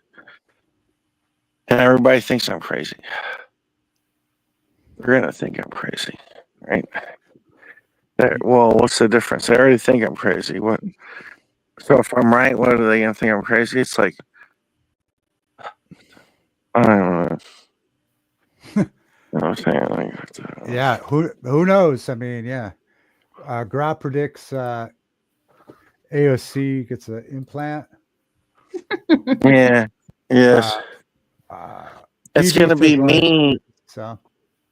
Because she's. History repeating itself. Yeah, I mean, I've said this a kabillion times on here streaming that a buddy of mine said at the time. He said the only thing that ever changes is technology, and I thought he was nuts when he said that, because obviously I thought, wow, everything's so much different than obviously any other period in the past. But when you think about it as a subject, it's true.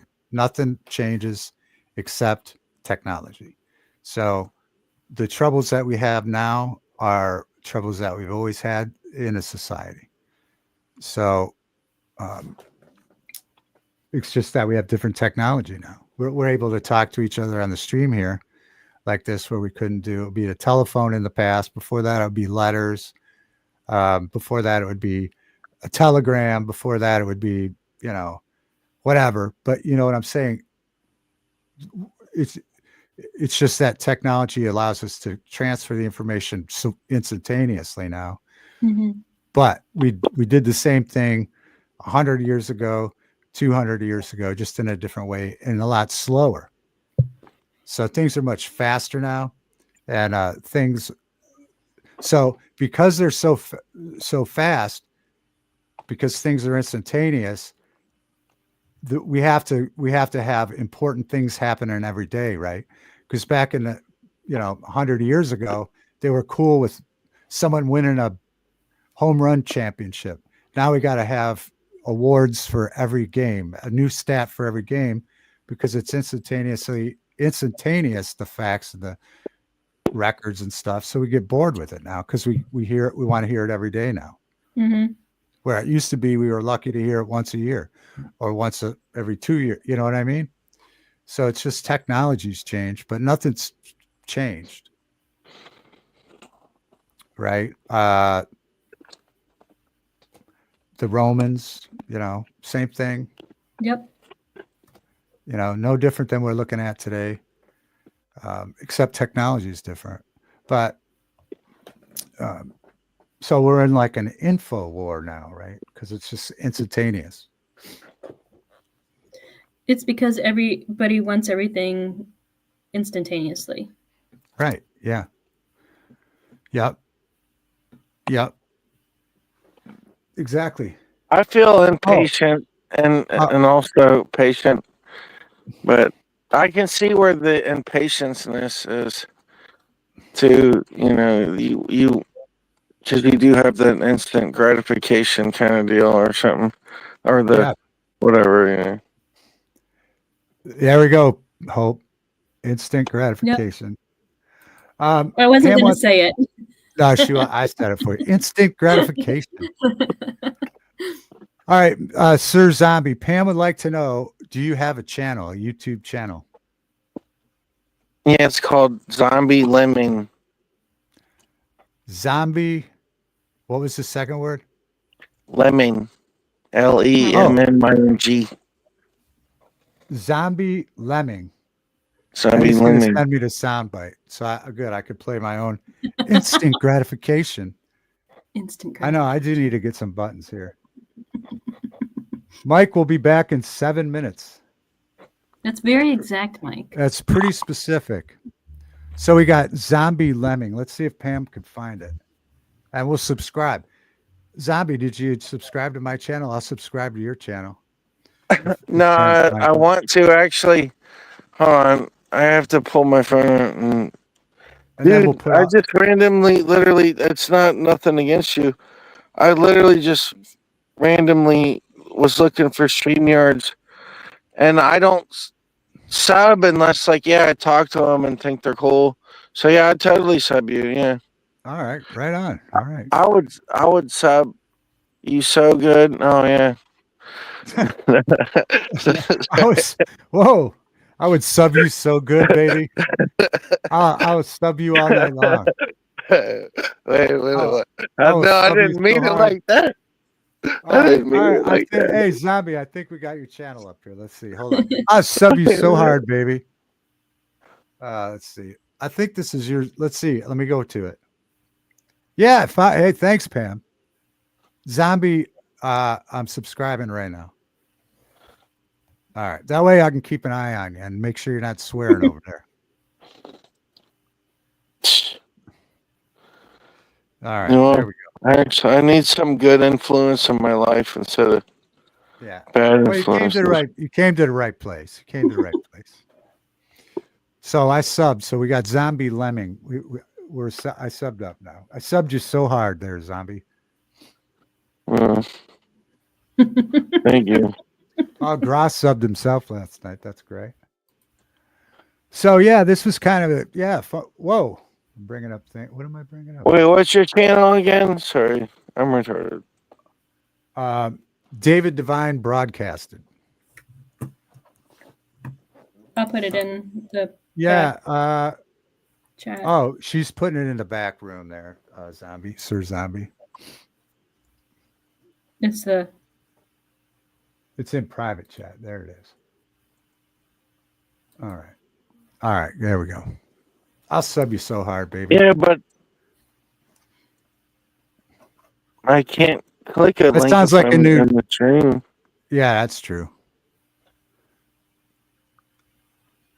That's all right. You'll find me. David Divine Broadcasted. You'll find me. Sure.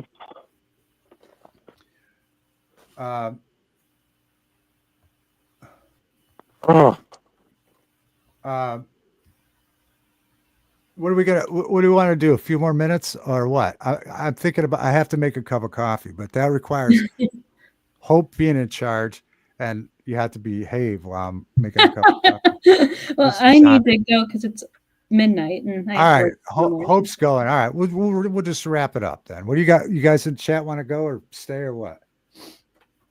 Mr. Zombie's probably got to get back to finding Bigfoot anyway. I think we wore out a welcome. I think we had a good stream. We'll do it again soon. Yeah, we'll do it again soon. We'll figure out what a good day is. And we'll come back live. All right. So yeah, that's what we'll do. We'll end it here. It sounds good. All right. We started off with a good review, and then we went all different kind of directions. Deodorant, Bigfoot, movies, Zombies. We met Sir Zombie. We did some zombie talk. I never thought reading glasses could be. Oh, sorry. My phone. I'm sorry.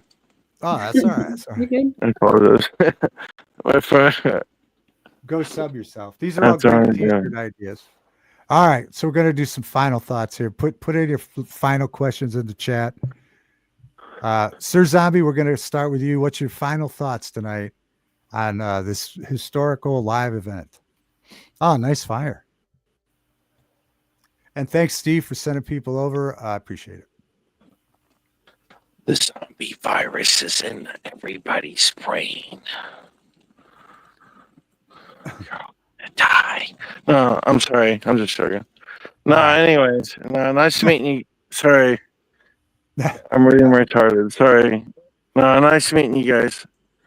Nice meeting you too, Zombie, and we'll see you next time.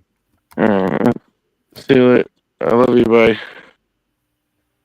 All right, we got an I love you bye, which is great for the first time. So there you go, Sir Zombie, first appearance. Somehow he found us through StreamYards, and it was quite interesting. Yeah. Yeah, we helped him out. See you, Eddie. We'll catch you Bye, Eddie. on your live stream tomorrow, probably. We helped Sir Zombie out with some swearing issues, and That's true. so I feel like we had a good night. Yeah, it was productive. Yeah. Feel better, Eddie. All right, there you have it. Any final thoughts, Hope? Just that Friday is Pie Day, so be sure to have some pie on Friday, and then the Ides of March is on Saturday.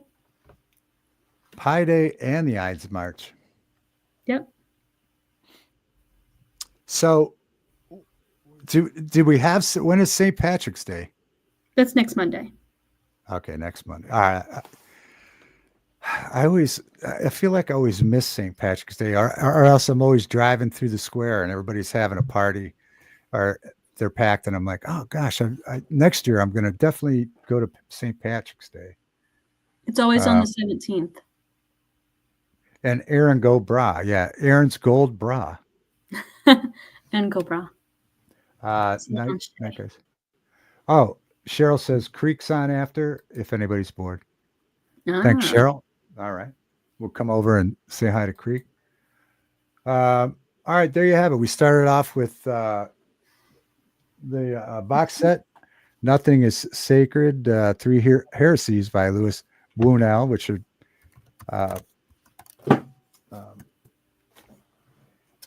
interesting. It's surrealism, put out by Radiance Films. And then we met Sir Zombie, had Hope up. Grog came up before he pressed the red button. And never came back. And never came back, but that's fine.